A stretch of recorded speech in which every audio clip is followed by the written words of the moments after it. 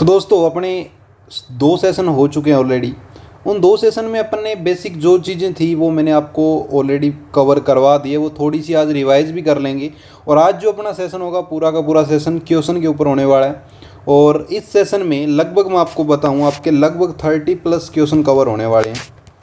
30+ question इस session में cover हो जाएंगे, जिससे आपका यूनिट फर्स्ट का बहुत बड़ा पार्ट कंप्लीट हो जाएगा। यानी कि आपका लगभग एक तो बड़ा क्वेश्चन और एक छोटा क्वेश्चन 100% उन क्वेश्चनों में से ही मिलने वाला है। ठीक है ना। तो यूनिट फर्स्ट आपका आज कंप्लीट हो जाएगा अच्छे तरीके से। इस सेशन को एंड तक आप देखिएगा। बाकी फुल कोर्स आपका एप्लीकेशन के ऊपर अवेलेबल है। एप्लीकेशन का नाम आप सभी को पता ही है, मैथ्स बाय जयदीप वर्मा के नाम से आप एप्लीकेशन को सर्च कर सकते हो और अपना फुल कोर्स कंप्लीट कर सकते हो। और इसके अलावा अगर आपको कोई और इन्फॉर्मेशन चाहिए तो आप टेलीग्राम चैनल है वो अपना ज्वाइन कर सकते हो, जिसका लिंक आपको डिस्क्रिप्शन बॉक्स के अंदर मिल जाएगा। और वहाँ से आप मेरे से कांटेक्ट कर सकते हो, आपका कोई भी डाउट, कोई भी क्वेरी या कुछ भी आपको इंपॉर्टेंट चीज़ डिस्कस करनी हो तो। और बात करें आज का जो सेशन होगा, इन सेशन का आपको PDF कहाँ पे मिलेगा, तो वो आपको एप्लीकेशन के अंदर ही मिलेगा। एप्लीकेशन के अंदर आप उसको डाउनलोड करोगे, रजिस्ट्रेशन करने के बाद आपको वहाँ पे PDF का ऑप्शन मिल जाएगा। PDF के ऑप्शन में आपको कंटिन्यू मैकेनिक्स के नाम से ही PDF मिलेगा, जिसके अंदर आपको आज का पूरे सेशन का नोट्स आपको वहाँ पे अवेलेबल मिल जाएगा। ठीक है, चलिए ये बेसिक चीज़ें हुई, थोड़ी सी आपको जानकारी देनी थी। अब जो अपन ने 2 सेशन कवर किए हैं जो कि आपकी कोर्स के अंदर अवेलेबल करवाए हुए हैं, तो वो जो कोर्स में मैंने कवर करवाया था, मैंने सब चीज़ें आपको बता दी थी ऑलरेडी। यानी कंटिन्यू मैकेनिक्स एक तरीके से होता क्या है ना, किस तरीके से वो कहाँ पे पहले यूज़ हुआ था, तो वो अपन ने सबसे पहले मैं बताऊं ये कैसे कन्वर्ट होता है। ये टेंसर से कंटिन्यू मैकेनिक्स के अंदर आता है। तो टेंसर के बारे में आप सभी जानते होंगे। टेंसर के बारे में मैंने ऑलरेडी आपको सब चीज़ें कवर करवा रखी है, जो कि अपना सेकेंड सेमेस्टर फर्स्ट सेमेस्टर आपने सभी ने पढ़ा है, उसके अंदर अपने कवर किया था अच्छे तरीके से, है ना। तो चलिए अब टेंसर के बारे में आप सभी जानते हो, वो अपना यहाँ का टॉपिक नहीं है, बस बेसिक चीज़ें होती है वो मैंने ऑलरेडी आपको बता रखी है। और आज भी अपन ये बेसिक चीज़ें देखने वाले हैं, वो क्या क्या है वो आपको पता लगती जाएगी। बाकी इसका फुल प्रूफ मैंने अच्छे तरीके से आपको लास्ट सेशन में कवर करवा रखा है, आप कोर्स में आप देख सकते हो। चलिए सबसे पहला अपना जो आता है टॉपिक, वो आता है इंडेक्स नोटेशन ऑफ वेक्टर। ये मैंने ऑलरेडी आपको बता दिया। इंडेक्स नोटेशन के बारे में मैंने आपको ऑलरेडी बता दिया, इंडेक्स नोटेशन करना। अब इस AI का मीनिंग क्या हुआ, यानी A1 प्लस में A2 प्लस में A3 आई रिप्रेजेंट कर रहा है यहाँ पे इंडेक्स नोटेशन। यानी एक तरीके से जैसे अपन समेशन लिखते थे ना, उसी को यहाँ पे रिप्रेजेंट कर रहा है। तो इंडेक्स नोटेशन के बारे में आपको पता है, सबसे पहला टॉपिक अपन ने कवर कर लिया था। सेकेंड अपना आता है transformation law of a vector. Transformation कर देना, जैसे अगर AI है उसको आप ट्रांसफॉर्मेशन करो, किस तरीके से कर सकते हो, AJI एंड AJ डैश। ठीक है ना। इसके अलावा AI डैश है उसको कैसे लिख सकते हो, AIJ एंड AJ। ठीक है ना। इसका आप यूज़ क्वेश्चनों में देखने को आपको मिलेगा, वहाँ से आपको सब चीज़ें क्लियर होती जाएगी। अच्छा, इन सभी का यूज़ कहाँ पे होता है, जो अपन आगे थ्योरम्स कवर करते थे उनमें होता था, है ना। मैंने थ्योरम्स आपको अच्छे तरीके से कवर करवा दिए लास्ट सेशन में, जो कि आपको एप्लीकेशन के अंदर अवेलेबल करवा दिया है। थर्ड जो अपना है addition and subtraction of a vector.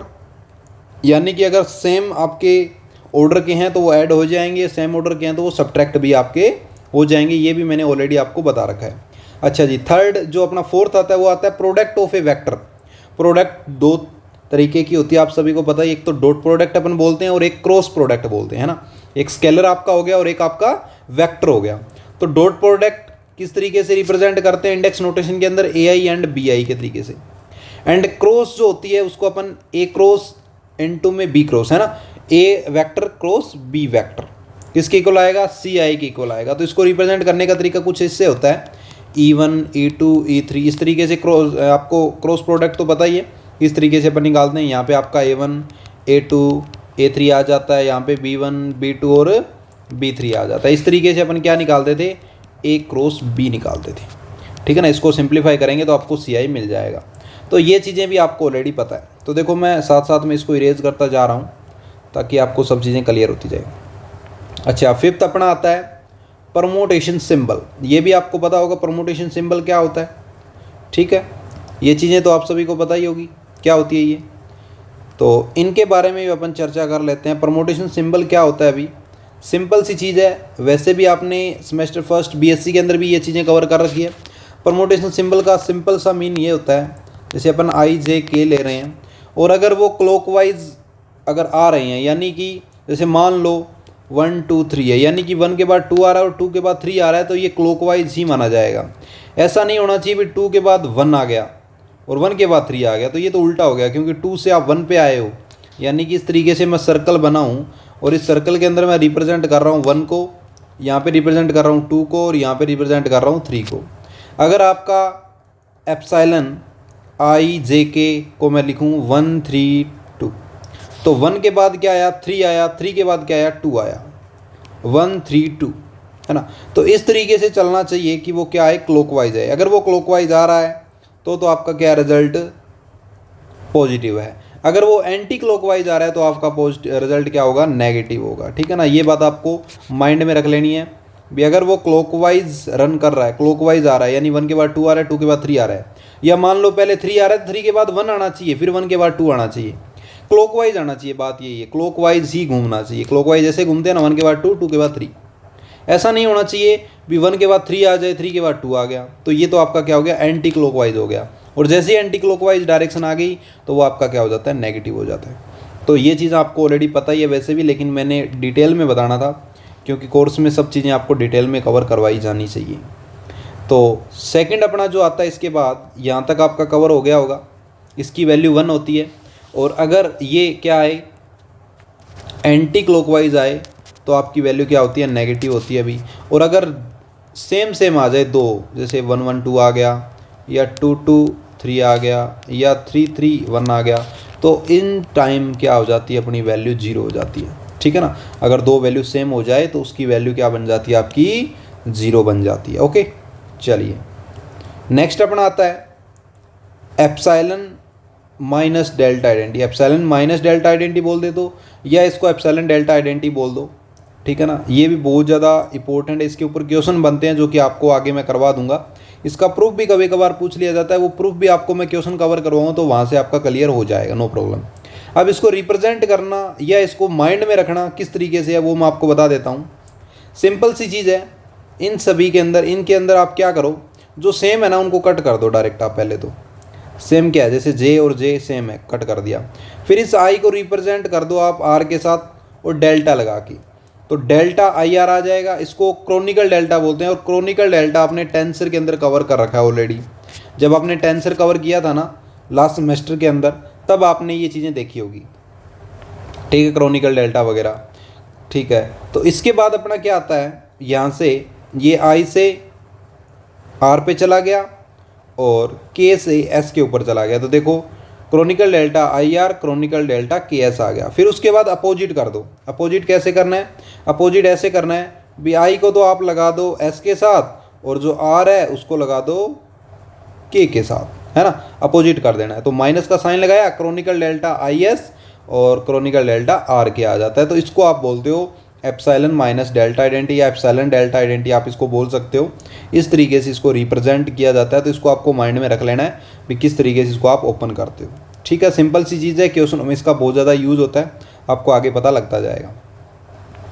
Okay next अपना आता है gradient of a scalar function. Gradient जो होता है ना वो स्केलर फंक्शन के लिए होता है, डाइवर्जेंस और कर्ल जो होता है वो वेक्टर फंक्शन के लिए होता है। ये भी एक इंपॉर्टेंट पोर्शन है ना, 1 नंबर का क्वेश्चन आपसे पूछ लिया जाए तो ग्रेडियंट आपका स्केलर फंक्शन के लिए होता है और डाइवर्जेंस एंड कर्ल जो होता है वो आपका वेक्टर फंक्शन के लिए होता है। एक सिंपल सी चीज़ है जो आपको पता होनी चाहिए। अच्छा जी, अब इसमें क्या होती है, ग्रेडियंट जो होता है उसको आप कैसे रिप्रेजेंट करते हो, ग्रेडियंट फाई आप रिप्रेजेंट करते हो डेल ऑपरेटर, यानी डेल ऑपरेटर इनटू में फाई होता है, या इसको आप सिंपली इस तरीके से लिख सकते हो फाई आई के रिस्पेक्ट में इसका डिफरेंशिएशन हो रहा है ना। ये रिप्रेजेंट किसको कर रहा है, इसका डिफरेंशिएशन आई के रिस्पेक्ट में हो रहा है, तो ये आपका क्या होता है ग्रेडियंट फाई होता है। उसके बाद अपना आता है divergence of a vector function. तो जो डाइवर्जेंस ए वेक्टर होता है वो किसके इक्वल होता है भाई, आपका डेल ऑपरेटर इनटू में ए वेक्टर, या इसको आप इस तरीके से भी रिप्रेजेंट कर सकते हो ए आई विद आई, ठीक है ना, ए आई किसके विद आई के। तो ये भी एक सिंपल सी फॉर्म आपको पता होनी चाहिए। इसका मैंने वैसे तो प्रूफ आपको लास्ट सेशन में बता रखा है, जस्ट यहाँ पे रिकॉल हो रहा है ताकि आगे क्वेश्चन करें तो आपको कोई प्रॉब्लम ना आए। अच्छा जी, 9th अपना है curl of a vector function. क्या होता है कर्ल ए वेक्टर आपका क्या होता है, डेल ऑपरेटर इनटू में ए वेक्टर। यहाँ पे डॉट होता है यहाँ पे क्रॉस आ जाता है, बस इतना सा चेंजमेंट होता है, बाकी सेम ही चीज़ होती है। लेकिन जैसे इसमें क्या आया, क्रॉस आया, तो आपकी वैल्यू ये भी चेंज हो जाती है। किसके अंदर? ये पूरी की पूरी वैल्यू आपकी क्या वेक्टर के अंदर है, ये आपकी इंडेक्स नोटेशन के अंदर है। तो यहाँ पे इंडेक्स नोटेशन के अंदर क्या आ जाता है आपका एप्सिलॉन आई जे के ए के आई जे, ठीक है ना। इसको लिखने का तरीका भी आपको माइंड में रख लेना है। कर्ल को सिंपल सा ही है, कुछ ज़्यादा नहीं है। माइंड में कैसे रखोगे आप इसको, जैसे आपको बोल दिया जाए कर्ल ए वेक्टर को आप कैसे रिप्रेजेंट करोगे, तो सिंपली आपने जैसे मान लो एप्सिलॉन आई जे के ले लिया, तो आपको क्या कर देना है, ए के साथ के आएगा और विद रिस्पेक्ट टू जे आएगा, यानी अपोजिट लिख देना। जैसे मैं लिखूँ कर्ल, मान लो आपको वैल्यू दे रखी है, वैल्यू आपको दे दी मान लो एप्सिलॉन 235, तो उसको आप क्या लिखोगे, 235 आ गया एप्सिलॉन, तो यहाँ पे क्या आएगा ए 5 पहले लिखोगे, विद रिस्पेक्ट टू 3 आ जाएगा, यानी कि 3 के रिस्पेक्ट में 5 वाले का डिफरेंशिएशन हो रहा है, ठीक है ना। तो इस तरीके से आप इसको माइंड में रख सकते हो, एकदम सिंपल सी चीज़ है, ठीक है। लास्ट अपना जो आता है वो आता है line integral and Stokes theorem, यानी कि इसमें एंड पॉइंट्स जो होते हैं उनका इंटीग्रेशन होता है, जितने भी होंगे ए आर एस टी, ठीक है ना, उसका डी वाई आई के रिस्पेक्ट में उसका इंटीग्रेशन आपका हो जाता है एंड पॉइंट का। जैसे यहाँ से लेकर के आप लाइन ले रहे हो इस पॉइंट तक, तो ये आपका मान लो 1 पॉइंट है और ये आपका कोई एंडिंग एंड पॉइंट है, ठीक है ना। तो इसके बीच में क्या हो रहा है, आपका इंटीग्रेशन हो रहा है, तो ये लाइन इंटीग्रल होता है स्टोक्स थ्योरम के लिए। इस तरीके से आप ये इंपॉर्टेंट पॉइंट माइंड में रखोगे, तो आगे आप कोई भी क्वेश्चन करोगे तो आपको कोई प्रॉब्लम नहीं आएगी। सिंपल कोई आपसे 1 नंबर की थ्योरम पूछ ली जाए तो भी आपको कोई प्रॉब्लम नहीं आएगी। इसमें से देख के आप अच्छे तरीके से कर सकते हो। यही आपका इंपॉर्टेंट पोर्शन है। बुक में काफ़ी ज़्यादा और भी लिखा हुआ है, लेकिन वो अपने सिलेबस में भी नहीं है। अगर सिलेबस में है तो वहाँ से कुछ आता भी नहीं है। ओके, जो इंपॉर्टेंट चीज़ें हैं वो मैं आपको बताता जा रहा हूँ। और एप्लीकेशन के अंदर आपको हर यूनिट के नोट्स आपको अवेलेबल करवा दिए गए हैं, हर यूनिट की आपको वीडियोस मिल रही है। कोई भी आपको प्रॉब्लम है, कोई भी आपका क्वेरी होती है, तो आपका डाउट सेशन टेलीग्राम के ऊपर अवेलेबल है, वहाँ से आप कुछ भी मेरे से पूछ सकते हो, नो प्रॉब्लम। चलिए नेक्स्ट अपना आता है स्टोक्स थ्योरम क्या होती है। देखिए स्टोक्स थ्योरम के बारे में मैंने ऑलरेडी प्रूफ तो बता ही रखा है, जस्ट मैंने सिंपली यहाँ पे रिकॉल करने के लिए सब चीज़ें लिख रखी है, तो इतना टाइम नहीं है कि मैं इसको अगेन एक्सप्लेन करूँ। एक्सप्लेन मैंने ऑलरेडी लास्ट 2 सेशन में कर रखा है। तो ये तो अपना होता है वेक्टर के रूप में स्टोक्स थ्योरम, ठीक है ना, जो मैंने ऑलरेडी आपको कवर करवा रखी है। इसको इंडेक्स नोटेशन के अंदर कुछ इस तरीके से लिखा जाता है। तो integral A I D Y I का, ठीक है ना, यहाँ पे इसको क्या कर दिया, चेंज कर दिया इंडेक्स नोटेशन के अंदर। तो क्या आ जाएगा आपका integration S N I epsilon I J K A K जे, ठीक है ना। यहाँ पे किसका यूज़ हुआ है, अभी कर्ल ए का यूज़ हुआ है। कर्ल ए के बारे में आपको पता है, तो कर्ल ए को आप कुछ इस तरीके से लिख सकते हो, और ये एन वेक्टर है उसको आप एन आई के रूप में लिख सकते हो। और यहाँ पे इसका फॉर्मूला देखो, स्टोक्स थ्योरम का फॉर्मूला कैसे बन रहा है, सिंपल सी चीज़ है, एन वेक्टर N2 में क्या है, ये क्या है आपका कर्ल ए वेक्टर ही तो है। देखो कर्ल ए वेक्टर की अभी तो अपन ने देखी थी, कर्ल की जो डेफिनेशन अभी पढ़ी थी क्या होता है, ये क्या होता है, डेल ऑपरेटर N2 में क्रॉस ए वेक्टर, ठीक है ना। तो यहाँ पे सिंपली आपने क्या किया, इन दोनों का क्रॉस किया, और इन दोनों की वैल्यू आपको पता है कर्ल ए होता है। और कर्ल ए को जब ओपन करते हैं तो ये आता है अपना एप्सिलॉन आई जे के, और इसमें उल्टा लिख दो, यानी पहले के को लिख दो फिर आप इस जे को लिख दो विद रिस्पेक्ट टू, ठीक है ना, इस तरीके से। तो ये तो सिंपल सा ही है, स्टोक्स थ्योरम आप इजी तरीके से माइंड में रख सकते हो, ठीक है ना। इसका प्रूफ तो मुश्किल से ही पूछा जाता है, लेकिन पूछ भी लिया जाए तो मैंने आपको प्रूफ ऑलरेडी करवा भी रखा है, ठीक है। नेक्स्ट अपना आता है first extension of A Stokes theorem. अब इसका यूज़ होता है फर्स्ट एक्सटेंशन थ्योरम को इसको एक्सप्लेन करने के लिए, ठीक है ना। तो फर्स्ट एक्सटेंशन थ्योरम को प्रूफ करने के लिए आपको स्टोक्स थ्योरम के बारे में पता होना चाहिए, यानी कि उसकी ये रिजल्ट आपको पता होना चाहिए। अगर ये दोनों रिजल्ट आपको पता है तो आप इसको भी कर सकते हो। तो ये भी सिंपल सी है, इसको आप कैसे माइंड में रखोगे, A D Y I integral S epsilon I J K N जे और ए के आ जाता है, ठीक है ना। के रिस्पेक्ट में यहाँ पे डिफरेंशिएशन हो रहा है, और ये एन जे आपका क्या है कि यूनिट वेक्टर होता है। तो इस तरीके से आप इसको भी माइंड में रख सकते हो, सिंपल सी चीज़ है। फर्स्ट एक्सटेंशन थ्योरम का फुल प्रूफ मैंने ऑलरेडी आपको बता रखा है। सेकंड अपना आता है second extension of A Stokes theorem. ये भी सिंपल सही है, इसके बीच में आपका माइनस का साइन आता है, तो ये किस तरीके से आता है मैंने ऑलरेडी आपको कवर करवा रखा है। इसको भी इजी तरीके से आप कर सकते हो, बस आपको माइंड में रख लेना है इन थ्योरम को, ठीक है ना, क्योंकि इनका यूज़ क्वेश्चन में बहुत होता है। गॉस थ्योरम का यूज़ काफ़ी क्वेश्चनों में होता है, इसका फुल प्रूफ मैंने ऑलरेडी आपको करवा रखा है, डिवीजन ए डी वी, ठीक है ना। तो ए वेक्टर डॉट एन वेक्टर, तो इसका रिजल्ट क्या होता है, डेल ऑपरेटर इनटू में ए वेक्टर डी वी होता है। ये गॉस थ्योरम अब इसका जो है इंडेक्स नोटेशन के अंदर कैसे लिखा जाता है, ये सभी चीज़ें आपको पता होना चाहिए। तो इसको इंडेक्स नोटेशन के अंदर कन्वर्ट आप कर ही सकते हो, ये चीज़ आपको पता ही है क्या होती है। अभी मैंने बताया था डेल ऑपरेटर इनटू में ए वेक्टर क्या होता है, अभी ये रहा डेल वेक्टर इनटू में ए वेक्टर ए आई आई, ठीक है ना, यही होता है रिजल्ट। तो यहाँ पे क्या आ जाएगा, इनटू में ए आई आई आ जाएगा, ठीक है ना। तो इस तरीके से गॉस थ्योरम के बारे में तो वैसे भी आपको पता ही है, ठीक है। फिर अपना आता है ग्रीन थ्योरम। ग्रीन थ्योरम के दो रिजल्ट है, अभी इन दोनों रिजल्ट को आप इंडेक्स नोटेशन के अंदर भी कन्वर्ट कर सकते हो, सिंपल सा ही है, इसको आप माइंड में रख सकते हो। Green theorem in a plane सबसे ज़्यादा इंपॉर्टेंट, इसके ऊपर क्वेश्चन बन जाते हैं ग्रीन थ्योरम इन प्लेन के ऊपर, तो काफ़ी ज़्यादा इंपॉर्टेंट ये भी टॉपिक है। D theta by d Y one minus D p by में डी वाई टू इंटू में D Y one D Y two is equal to integration five p D Y one plus में five d Y two, ठीक है। एकदम simple सी चीज़ें। ये आपका हुआ बेसिक, ये तो आपका क्या हुआ बेसिक है, इनका यूज़ क्वेश्चनों में होता है, हाँ जी। इनका फुल प्रूफ आपसे पूछ लिया जाता है, जो कि मैंने ऑलरेडी आपको कवर करवा रखा है, ठीक है ना। तो उसके अंदर तो आपको कोई भी समस्या नहीं होनी चाहिए। अब जो अपन कर रहे हैं क्वेश्चन, तो क्वेश्चन का अपन टारगेट लेके चलते हैं कंप्लीट करने का आज का, क्योंकि क्वेश्चन है बहुत ज़्यादा और अच्छे तरीके से कवर करना है अपन को। तो देखो सब चीज़ें आपको अच्छे से कवर करवाई जाएगी और सब चीज़ें आपको अवेलेबल करवा रहे हैं, आप सभी को पता भी है, जिन्होंने कोर्स ले रखा है, जिन्होंने कोर्स बाय कर रखा है, जो क्लासें डेली लगा रहे हैं, अपना कोर्स कंप्लीट कर रहे हैं, अपना सिलेबस कंप्लीट कर रहे हैं, उन सभी को तो पता ही है ना। भी अच्छे तरीके से आप अपना सिलेबस यहाँ पे कंप्लीट कर सकते हो। कोई भी आपका डाउट कुछ भी क्वायरी हो तो आप मेरे से कॉन्टैक्ट कर सकते हो। चलिए नेक्स्ट, अब अपन क्वेश्चनों पे चलते हैं फटाफट। जितने इजी क्वेश्चन होंगे वो मैं कम करवाऊंगा, जितने मुश्किल क्वेश्चन होंगे, जितने टफ क्वेश्चन होंगे वो मैं एकदम डिटेल में करवाऊंगा, है ना। जो एकदम सिंपल से उनमें अपन टाइम नहीं लगाएंगे, क्योंकि लेंथी हो जाएगी वीडियो काफ़ी ज़्यादा, क्योंकि देखो क्वेश्चन भी 30+ है, तो लेंथी तो होनी है। नो प्रॉब्लम, अपन अच्छे तरीके से कंप्लीट करेंगे ताकि आपकी यूनिट फर्स्ट के अंदर कोई भी डाउट ना रहे। फिर यूनिट सेकंड, यूनिट थर्ड अपन डे बाय डे कवर करते रहेंगे।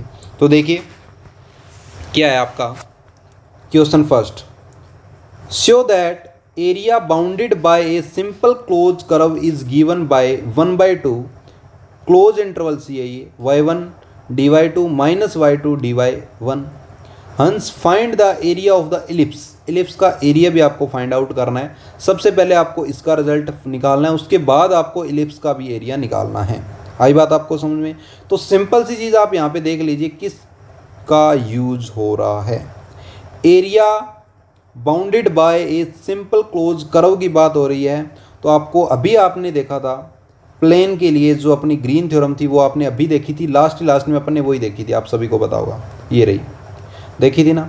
इसी थ्योरम का यहाँ पे यूज होने वाला है। देखो कैसे पता लगाना है आपको, p D Y one q d Y two, यहाँ पे कुछ इसी तरीके का रिजल्ट है। देखो y1 है, ये रिप्रेजेंट किसको कर रहा है, मान लीजिए p को ही कर रहा होगा, ये dy2 आ रहा है, ये आपका q को ही रिप्रेजेंट कर रहा है, इनटू में dy1 ही आ रहा है। तो आपको अगर इक्वेशन पता होगी तभी आपको p और q का पता लगेगा, p कौन सा है और q कौन सा है। तो सबसे पहले आपको किसका पता होना चाहिए भाई, ग्रीन थ्योरम का पता होना चाहिए प्लेन के अंदर। तो प्लेन के अंदर जो ग्रीन थ्योरम होती है वो क्या होती है, ये होती है आपकी, क्या होती है अभी, डी फाई बाय में डी वाई वन, यानी डी थीटा बाय में D Y one minus D P by में D Y two, D Y one D Y two is equal to क्या आ जाए, close interval C P D Y one plus में theta D Y two, यही होती है। तो यहाँ से आप क्या कर सकते हो, इस इक्वेशन को इसके साथ आप कंपेयर कर सकते हो ना। जब मैं कंपेयर करूँगा तो देखो डी वाई वन तो यहाँ पे है, डी वाई वन यहाँ पे, तो पी की जो वैल्यू आएगी वो माइनस की वाई टू आ जाएगी, अरे आ जाएगी ना। अब मैं इसको क्या करूँगा, कंपेयर करूँगा, किसके साथ करूँगा, अभी इसके साथ करना पड़ेगा, क्योंकि लास्ट में देखो डी वाई टू इसमें भी है और डी वाई टू इसमें भी है। तो यहाँ से जो आपकी थीटा की वैल्यू है, या क्यू बोल दो आप, इसकी जो वैल्यू है वो कितनी आएगी, y1 आएगी, अरे आएगी कि नहीं आएगी, आ जाएगी ना। अब आपके पास p की वैल्यू भी आ गई, थीटा की वैल्यू भी आ गई, तो देखो यहाँ पे आपको डी थीटा भी चाहिए, आपको यहाँ पे डी पी भी चाहिए। तो आप इसका क्या कर दो, जो p है उसका y2 के रिस्पेक्ट में कर दो, और जो आपका q है या थीटा है, q बोल दो चलो आप, q है उसको आप y1 के रिस्पेक्ट में डिफरेंशिएशन कर दो, तो डी क्यू बाय में डी वाई1 आ जाएगा यहाँ पे। तो डी क्यू, क्यू की वैल्यू कितनी है, y1 है, तो यहाँ पे y1 के रिस्पेक्ट में करेंगे तो 1 वैल्यू आ जाएगी। D P by d Y two, p की वैल्यू कितनी है, माइनस y2 है, यहाँ पे y2 आ गया तो -1 वैल्यू आ गई भाई। सिंपल सी चीज़ है, कुछ एक्स्ट्रा नहीं कर रहे हैं अपन।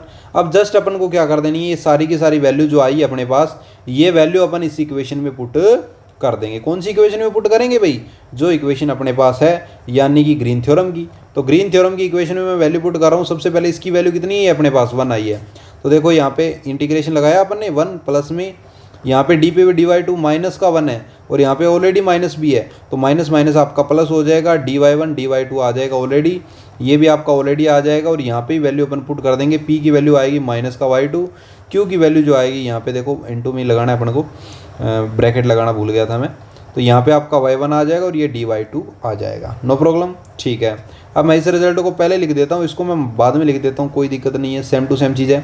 ये 1 और 1 आपके 2 हो जाएंगे, नो प्रॉब्लम। और ये 2 है वो आपका यहाँ पे आ जाएगा। तो यहाँ से आपका जो रिजल्ट इसने बोला था वो निकल के आ गया। बताओ, ये चीज़ तो प्रूव हुई कि नहीं हुई? एकदम सिंपल सी है, प्रूव होगी। अब आपको इलिप्स की बात हो रही है, इसने बोला है क्या करना है? Find area of the ellipse. Ellipse का आपको एरिया भी फाइंड आउट करके बताना है। तो चलिए इसके एरिया की बात अपन कर लेते हैं। तो for the ellipse y1 square by में a square, y2 square divided by में b square is equal to 1, यही है। तो जब इलिप्स की बात होती है तो उसके अंदर आपको पता है क्या होता है, y1 आपका यानी उसके जो एंगल होते हैं या उसके कोऑर्डिनेट जो होते हैं इलिप्स के अंदर क्या होते हैं, y1 आपका a cos थीटा, y2 आपका b sin थीटा होता है, ठीक है ना। इस तरीके से अपन इलिप्स बनाएंगे तो, ठीक है ना। तो यहाँ से y1 की वैल्यू आपको पता है, y2 की वैल्यू आपको पता है, इलिप्स के अंदर आपको पता होना चाहिए उसके कोऑर्डिनेट क्या होते हैं। तो यहाँ पे dy1 आपका क्या आ जाएगा, माइनस का a sin theta d theta आ जाएगा, dy2 आपका क्या आ जाएगा, b cos theta d theta आ जाएगा। अब आपको सिंपली कुछ नहीं करना, वैल्यू पुट करनी है। तो देखो ये रिजल्ट आपको ऑलरेडी वैसे तो क्वेश्चन में पता ही है, उसको प्रूफ करना तो अपन ने प्रूफ भी करके दिखा दिया। अब इसमें वैल्यू पुट करनी है। तो 1/2 और जो आपका इलिप्स होता है वो 0 से लेके 2 पाई तक घूमता ही, आपको पता ही है। तो इलिप्स आपका 0 से 2 पाई तक घूमेगा। तो 0 से 2 पाई, क्योंकि जैसे मान लो आपका यहाँ से स्टार्ट हो रहा है और वो पूरा इलिप्स इस तरीके से घूम के आएगा, तो कहीं ना कहीं 0 से 2 पाई आपका क्या कर रहा है, वो कवर कर रहा है। तो यहाँ पे आपका क्या आएगा, वैल्यू मैं पुट कर देता हूँ। y1 की वैल्यू है a cos थीटा, ये देखो a cos थीटा आया। फिर आपकी वैल्यू किसकी है अभी, dy2 की वैल्यू है जो कि b cos d थीटा है, तो यहाँ पे b cos थीटा आ जाएगा। फिर माइनस का देखिए यहाँ पे क्या आया, रिजल्ट के अंदर माइनस है तो माइनस आया, और b2 की वैल्यू आपकी है b sin थीटा, तो देखो b sin थीटा आया। और इनटू में आपका dy1 है तो उसकी वैल्यू माइनस का a sin थीटा आ गया, और होल d थीटा भी आ जाएगा, है ना, इनटू में d थीटा भी आ जाएगा। अब देखो यहाँ पे ये रिजल्ट आपका क्या बन जाएगा, a b cos square theta बन जाएगा, और ये रिजल्ट आपका a b sine square theta बन जाएगा। ए बी बाय में 2 आपका क्या आ जाएगा बाहर, 0 से 2 pi sine square theta plus में कोस स्क्वायर थीटा इनटू में डी थीटा आ जाएगा। और sign square theta plus cos square theta 1 होता है, 1 का इंटीग्रेशन आपको पता ही है थीटा होगा, क्योंकि थीटा के रिस्पेक्ट में अपन कर रहे हैं या क्यू के रिस्पेक्ट में कर रहे हैं। तो डी थीटा का कितना आ जाएगा थीटा, और लिमिट आपकी 0 से 2 पाई थी, तो अपर लिमिट आपकी 2 पाई आएगी, तो यहाँ पे 2 आई आ गई। लोअर तो आपको पता ही 0 आनी थी, 0 तो लिखी नहीं डायरेक्ट यहाँ पे, तो ये 2 से 2 कट गया, आपका वैल्यू आपकी आ गई पाई ए बी। सिंपल सा आंसर क्वेश्चन हो गया भाई, बताओ, नो प्रॉब्लम, ठीक है। नेक्स्ट पे चलें। अब एकदम ईजी से क्वेश्चन है, एक एक बार में आपको समझ में आ जाएंगे। फिर भी आपको कोई डाउट हो तो आपको अगेन क्वेश्चन को रिकॉल कर लेना, एक बार करके देख लेना है अच्छे तरीके से। क्वेश्चन इन्हीं में से आने वाले हैं। एक आपका 7 नंबर का क्वेश्चन यहाँ से निकलेगा 100%, एक आपका 4 नंबर का क्वेश्चन यहाँ से निकलने वाला है 100%, ठीक है ना। यूनिट फर्स्ट के क्वेश्चन यहीं से निकलने वाले हैं, जितने क्वेश्चन मैं करवा दूंगा अच्छे से कवर करते जाओ बस, ठीक है। चलिए नेक्स्ट अपना एग्जाम्पल सेकंड आता है, verify Green theorem in the plane for this which c is close curve of the region bounded by this y2 is equal to y1 का स्क्वायर, y2 का square is equal to y1, ठीक है ना। Simple सी चीज़ है, कुछ नहीं है, ग्रीन थ्योरम का यूज़ हुआ है, मैं कुछ नहीं बताऊंगा इसमें आपको। सिंपल सी अगर कोई लेंथी चीज़ है वही बताऊंगा, और कुछ नहीं है। देखो ग्रीन थ्योरम का यूज़ किया है, ये ग्रीन थ्योरम आपकी होती है, कंपेयर करना है, पी की वैल्यू निकाल ली, थीटा की वैल्यू निकाल ली, डी थीटा बाय में डी वाई 1 निकाल लिया, और डी पी बाय में डी वाई 2 भी निकाल लिया। दोनों वैल्यू आपके पास है। अब आपको देखो 4 वैल्यू आपके पास है, ये वैल्यू आपके पास है, ये भी आपके पास है, और यहाँ पे ये रिजल्ट भी दोनों आपके पास हैं। सारे रिजल्ट आपके पास है, जस्ट आपको वैल्यू पुट कर देनी है। वैल्यू किस में पुट करनी है,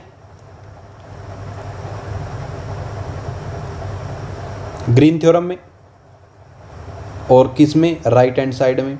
तो राइट हैंड साइड आपको ले लेनी है और यहाँ पे वैल्यू पुट कर देनी है दोनों जगह। तो देखो दोनों जगह वैल्यू तो पुट कर दी, लेकिन लिमिट कहाँ से कहाँ होगी, तो ध्यान से आप देखिए लिमिट कहाँ से कहाँ होने वाली है। यहाँ पे 2 लिमिट होगी। लिमिट 2 कौन कौन सी होगी, एक तो आपकी 0 से 1 पे जाएगी, क्योंकि यहाँ पे बात उसने बोल दी विद 0 से 1 पे क्लोज करो की बात हो रही है, और यहाँ पे उसने बोला है तो यहाँ से आपका क्या होगा, एक तो 0 से 1 जाएगा, सेकंड आपका जो y2 है वो कहाँ से कहाँ जाएगा, अभी y1 से, y1 स्क्वायर है, देखो यहाँ पे ध्यान से, y2 कहाँ से जाएगा, y1 स्क्वायर से आपका रूट y1 पे जाएगा, ठीक है ना। तो y2 आपका y1 स्क्वायर से चला और रूट पे जाएगा, क्योंकि यहाँ पे देखो इस y2 को आप निकालोगे क्योंकि ये स्क्वायर है तो ये रूट y1 ही बचेगा आपका, है ना। तो y1 तो आपका 0 से 1 हो गया, लेकिन ये आपका y1 स्क्वायर से रूट y1 होगा ही होगा, ठीक है ना। और ये आपने वैल्यू वो पुट कर दी dy1 dy2, ठीक है ना। तो सबसे पहले अपन तो क्या कर लेते हैं, इसका इंटीग्रेशन अपन करेंगे। तो सबसे पहले तो अपन dy1 के रिस्पेक्ट में dy2 के कर लेंगे सबसे पहले। तो इसको सिंप्लीफाई करेंगे तो यहाँ पे देखो ध्यान से आप 10 बचेगा, तो 10 तो आपने बाहर लिख दिया, और यहाँ से देखो ये y2 आ जाएगा और इनटू में dy2 साथ में लिख दिया ये वाला, ठीक है ना। और ये इसके बाहर आपने dy1 लगा दिया, तो 10 अब इसका y2 के रिस्पेक्ट में कर रहे हैं तो y2 का स्क्वायर आ जाएगा और डिवाइड बाई 2 आ जाएगा। अपर लिमिट और लोअर लिमिट आप पुट कर सकते हो इसमें, नो प्रॉब्लम। तो अपर लिमिट आपकी कितनी है भाई, रूट y1, और लोअर आपकी क्या है y1 स्क्वायर dy1 है। तो यहाँ पे देखिए 10 इंटू 0 से 1 y1 बाई में 2 माइनस y1 की पावर 4 बाई में 2 इंटू में dy1 आ जाएगा। इस तरीके से समझ में आ गया होगा आपको। अब इसका इंटीग्रेशन आपको करना है तो y1 square divide by 4 minus y1 की पावर 5 डिवाइड बाई 10। अपर और लोअर लिमिट आप पुट कर दोगे 1 और 0, अपर लिमिट 1 है तो 1 और 0 आप वैल्यू पुट करोगे तो 10 इंटू में 1/4 माइनस 1/10 यानी 10 इंटू में 6/4 आ जाएगा। यहाँ पे ये डिवाइड में 10 है तो 10 से 10 कट ही गया, तो 6/4 यानी कि 3/2 आपका यहाँ पे वैल्यू आ जाएगी, किसकी, राइट हैंड साइड की आ जाएगी। इसी तरीके से आपको लेफ्ट हैंड साइड निकालना होगा, दोनों वैल्यू इक्वल आ गई तो आंसर आपका ओके है। तो ये आपका एलिप्स जो कि यहाँ पे बताया गया है, एक तो वैल्यू आपकी कहाँ से कहाँ चल रही है 1 से 1, और एक ये है और एक ये है, ठीक है ना। तो देखिए लेफ्ट हैंड साइड अपन ले लेते हैं, ये पूरा का पूरा रिजल्ट आपका लेफ्ट हैंड साइड का है। अभी यहाँ से आप देख सकते हो जो कि आपको क्वेश्चन में अवेलेबल है ये वाला, ठीक है ना। तो ये आपको अवेलेबल है। अब आप इसको क्या कर सकते हो, अलग अलग सेपरेट कर सकते हो। कैसे करना है सेपरेट आपको पता ही है। तो सबसे पहले मैंने क्या किया, यहाँ पे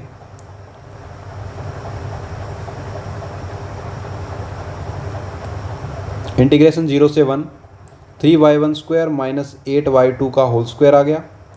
ये फर्स्ट पार्ट अपन ने लिया। सेकंड में क्या है आपका 4y1 का स्क्वायर माइनस 6y1 का y1 और y2 आ गया, इनटू में dy2 आ गया। तो सिंपल सा यहाँ पे क्या किया गया, अभी यहाँ पे इसका डिफरेंशिएशन कर दिया गया है। ये आपका 4y1 स्क्वायर आ गया, ठीक है। अब प्लस में आपका क्या आया, यहाँ पे अपर लिमिट क्या होगी 0 से 1 होगी, यहाँ पे 1 से 0 होगी। देखो ध्यान से इस तरफ अपन गए तो 0 और यहाँ पे क्या हो गया 1, तो 0 से 1 हुई। सेकंड में अपना क्या होगा यहाँ पे 1, यानी कि इस तरीके से इसमें बताया गया है। अगर इस वैल्यू की अपन बात करें, कौन सी वैल्यू की, इस एरिया की बात करें, तो इस एरिया की बात हो रही है। तो आप सबसे पहले तो 0 से चले तो 1 पे आए, और 1 से चले तो 0 पे आए, इसकी बात हो रही है। तो देखो 0 से 1 पे गए तो ये रिजल्ट लिख दिया आपने, फिर 1 से 0 गए तो सेम वही रिजल्ट आने वाला है। तो यहाँ पे देखो आपका क्या आएगा, ये y2 आएगा, ठीक है ना, सिंपली 4y2 आएगा। तो ये थोड़ा सा मिस्टेक हो जाती है, आपको माइंड में रख लेनी है। तो यहाँ पे 4y2 आएगा, 6y1 y2 है, ये एज इट इज़ सिंपली वही चीज़ें हैं। अब आपको दोनों इक्वेशनों को सिंप्लीफाई कर लेना है। तो 0 से 1 3y1 स्क्वायर माइनस 8y2 का स्क्वायर dy1 आ जाएगा, ठीक है ना। यहाँ पे इनटू में dy1 भी आएगा भाई, ठीक है। प्लस में ये आपका एज इट इज़ रिजल्ट आ जाएगा dy। तो put y2 is equal to y1 square. अब y2 की जगह y1 का स्क्वायर रख सकते हो, और dy2 की जगह 2y1 dy1 रख सकते हो, ठीक है ना। ये रिजल्ट आपको पता ही है। तो dy1 और y2 की वैल्यू y1 स्क्वायर आपको पता लग गई। अब ये वैल्यू आपको पूरी की पूरी इक्वेशन में इसमें पुट कर देनी है। तो सिंपली यहाँ पे 3y1 का स्क्वायर माइनस 8y1 की पावर 4 dy1 प्लस में 4y1 का स्क्वायर माइनस 6y1 की क्यूब इनटू में यहाँ पे किसकी वैल्यू आ गई dy2, इसकी वैल्यू आई है सिंपली। और ये 4y1 का स्क्वायर माइनस 6y1 की क्यूब आ जाएगा। कर सकते हो, नो प्रॉब्लम। देखो यहाँ पे तो ये एज चीज़ लिख दिया अपन ने, और यहाँ पे क्या किया गया है, जस्ट वैल्यू पुट की गई है। ये जो y2 है ना, ये जो y2 है, इस y2 की जगह अपन ने वैल्यू पुट कर दी। इस y2 की जगह अपन क्या वैल्यू पुट कर सकते हैं, y1 का स्क्वायर वैल्यू पुट कर सकते हैं। जैसे यहाँ पे थे ना ये वाला वैल्यू, ये वाली वैल्यू थी, देखो ध्यान से, ये देखो यहाँ पे जो ये y2 था, तो इस जगह अपन y2 की जगह वैल्यू भी पुट कर सकते हैं। जैसे मैंने तो चेंज करके ही बता दिया था आपको, लेकिन इस y2 की जगह अपन वैल्यू क्या पुट कर सकते हैं बताओ। y2 की जगह y1 स्क्वायर पुट कर सकते हैं ना, तो यहाँ पे y1 स्क्वायर की वैल्यू पुट की गई थी। देखो ये देखो y1 स्क्वायर। तो आप ये करना चाहते हो कर सकते हो, नहीं करना चाहते हो नो प्रॉब्लम, क्योंकि नेक्स्ट स्टेप में आपने अगेन y2 लिख दिया था, फिर इसको सिंप्लीफाई किया तब y1 स्क्वायर लिख दिया। अब इसको अंदर मल्टीप्लाई करके और सिंप्लीफाई किया गया तो 3y1 स्क्वायर माइनस 8y1 की पावर 4, और यहाँ पे आपका क्या आ जाएगा, ये 8y1 की क्यूब, 8y1 की क्यूब माइनस का 12y1 की पावर 4। कैसे? क्योंकि ये 2 है, इस 2 को अंदर मल्टीप्लाई कर देना है और y1 को भी कर देना है। तो इसके साथ करेंगे तो 8y1 क्यूब आ जाएगा, और इसके साथ करेंगे तो 12y1 की पावर 4 आ जाएगा dy1। तो 0 से 1 3y1 का स्क्वायर प्लस में 8y1 की क्यूब। क्यों? क्योंकि आपको पता है यहाँ पे इसको पहले लिख दिया गया, और इन दोनों रिजल्ट में आपका कितना बचेगा, माइनस का 8 और माइनस का 12 यानी माइनस का 20y4 आ जाएगा, इंटू में dy1 आ जाएगा। ठीक है ना। फिर y1 के रिस्पेक्ट में डिफरेंशिएशन कर देंगे, यहाँ पे y1 है, यहाँ पे y1 है, यहाँ पे y1 है, तो 3y1 की क्यूब डिवाइड बाय 3 आ जाएगा, 8y1 की पावर 4 डिवाइड बाय 4 आ जाएगा, माइनस का 20y1 की पावर 5 डिवाइड बाय 5। 0 से 1 आपकी अपर लिमिट है, तो अपर लिमिट आपने 1 वैल्यू पुट की इसको, और इसको आगे सिंप्लीफाई किया तो इसका आंसर आएगा -1। इसी तरीके से आपका सेकंड पार्ट होगा, y2 square is equal to y1 लिख दो, y2 की जगह रूट y1 लिख दो। तो सिंपली उसी तरीके से अपने यहाँ पे dy2 आपने सिंप्लीफाई किया, और ये रिजल्ट एज चीज़ आपने यहाँ पे लिख दिया। यहाँ पे जस्ट वैल्यू पुट की गई है अभी। ठीक है ना। किसकी वैल्यू पुट की गई है यहाँ पे, आप वैल्यू है ना जो 4 इंटू में क्या था आपका y2 था, तो उस y2 की जगह आप रूट y1 भी लिख सकते हो। इसको आगे यहाँ पे सिंप्लीफाई किया गया, तो ये काम आप खुद करोगे तो उसका रिजल्ट आया 5/2। तो देखो फर्स्ट रिजल्ट आपका आया था -1, और इसका रिजल्ट आया है 5/2 -1। ठीक है ना। तो ये आपका कितना आ जाएगा, 3/2 आ जाएगा। तो पुट इन इक्वेशन फर्स्ट के अंदर आपने फर्स्ट और सेकंड पार्ट को पुट कर दिया, 3/2 आपका आंसर आ गया, यानी लेफ्ट हैंड साइड इक्वल आ गई किसके, राइट हैंड साइड के। है ना, एकदम सिंपल सा। इसी तरीके से आपका ये क्वेश्चन है evaluate by green theorem. Green theorem से आपको इसको एलिवेट करके दिखाना है। सिंपल सी चीज़ देख लो, ये आपका दे दिया रिजल्ट dy1 दे दिया, ये रिजल्ट दे दिया इंटू में dy2, यानी कि यहाँ पे ग्रीन थ्योरम का यूज़ हो रहा है। p और क्या हुआ आपको देखना होगा, या p और थीटा आपको देखना होगा। तो सिंपली देखो ग्रीन थ्योरम का यहाँ पे यूज़ हुआ है, कंपेयर कर दिया अपने, p निकाल लिया, थीटा निकाल लिया, dp बाय में dy2 निकाल लिया, और d थीटा बाय में dy1 निकाल लोगे। सिंपल सी चीज़ है, सिंपल सी चीज़ है। इक्वेशन आपके पास है, वैल्यू सारी की सारी पुट कर देनी है और आगे काम करते रहना है। तो देखो सिंपली आपने यहाँ पे वैल्यू पुट कर दी, और यहाँ पे y1 0 से पाई जाएगा। ठीक है ना, 0 से पाई जाएगा, तो 0 से पाई जा रहा है, तो ये 0 से पाई आया y1, y2 कोस y1 प्लस में कोस हाइपर y2 0 से 1 dy1, और अगेन इसको भी आगे सिंप्लीफाई किया गया है। तो एकदम सिंपल सी चीज़ है, एकदम ईजी सी चीज़ है। अच्छे तरीके से इसको आप कवर करोगे तो साइन y1 प्लस y1 कोस हाइपर आ जाएगा, माइनस का y1 0 से पाई इज इक्वल टू क्या आ जाएगा, साइन पाई प्लस में पाई कोस h माइनस का पाई इज इक्वल टू 0। ठीक है ना। तो यहाँ से रिजल्ट 0 क्यों आया, क्योंकि साइन पाई की वैल्यू 0 होती है, और आगे रिजल्ट आपका ये बचेगा, पाई आप इन दोनों में से कॉमन ले लो, कोस हाइपर -1, ये आपका रिजल्ट आ जाएगा, यानी आंसर आ जाएगा। है ना, एकदम सिंपल सा। तो इस तरीके से आप ये 3 क्वेश्चन है वो ग्रीन थ्योरम के ऊपर है, काफ़ी ज़्यादा इंपॉर्टेंट है, ये क्वेश्चन निकल सकते हैं। आगे भी अपन क्वेश्चन करते जाएंगे, आपको सब चीज़ें पता लगती जाएगी। है ना। तो ये 3 क्वेश्चन आपके इंपॉर्टेंट हुए। अब चलते हैं अपन नेक्स्ट क्वेश्चन के ऊपर। Find the components of a vector ai आपको दे रखे हैं √2 -√2 and 3 in a direction normal to the plane y1 - y2 = 0। Simple सी चीज़, आपको कंपोनेंट्स दे दिए, ai आपको दे दिया √2 -√2 and 3 in a direction normal to the plane की डायरेक्शन y1 - y2 = 0। तो गिवन प्लेन आपको क्या दे दिया भाई, सबसे पहले यहाँ से आपको पता लग रहा है क्या दे दिया, y1 - y2 = 0 दे दिया। तो आप इसको किस तरीके से लिख सकते हो बताओ। अगर इसको लिखना चाहें तो इस तरीके से लिख सकते हैं, 1 इंटू में y1 माइनस का 1 इंटू में y2, और y3 तो यहाँ पे है ही नहीं तो 0 लिख दिया, नो प्रॉब्लम। डायरेक्शन रेशियो आपको क्वेश्चन में गिवन नहीं है, लेकिन इस तरीके से आप इसको लिख सकते हो।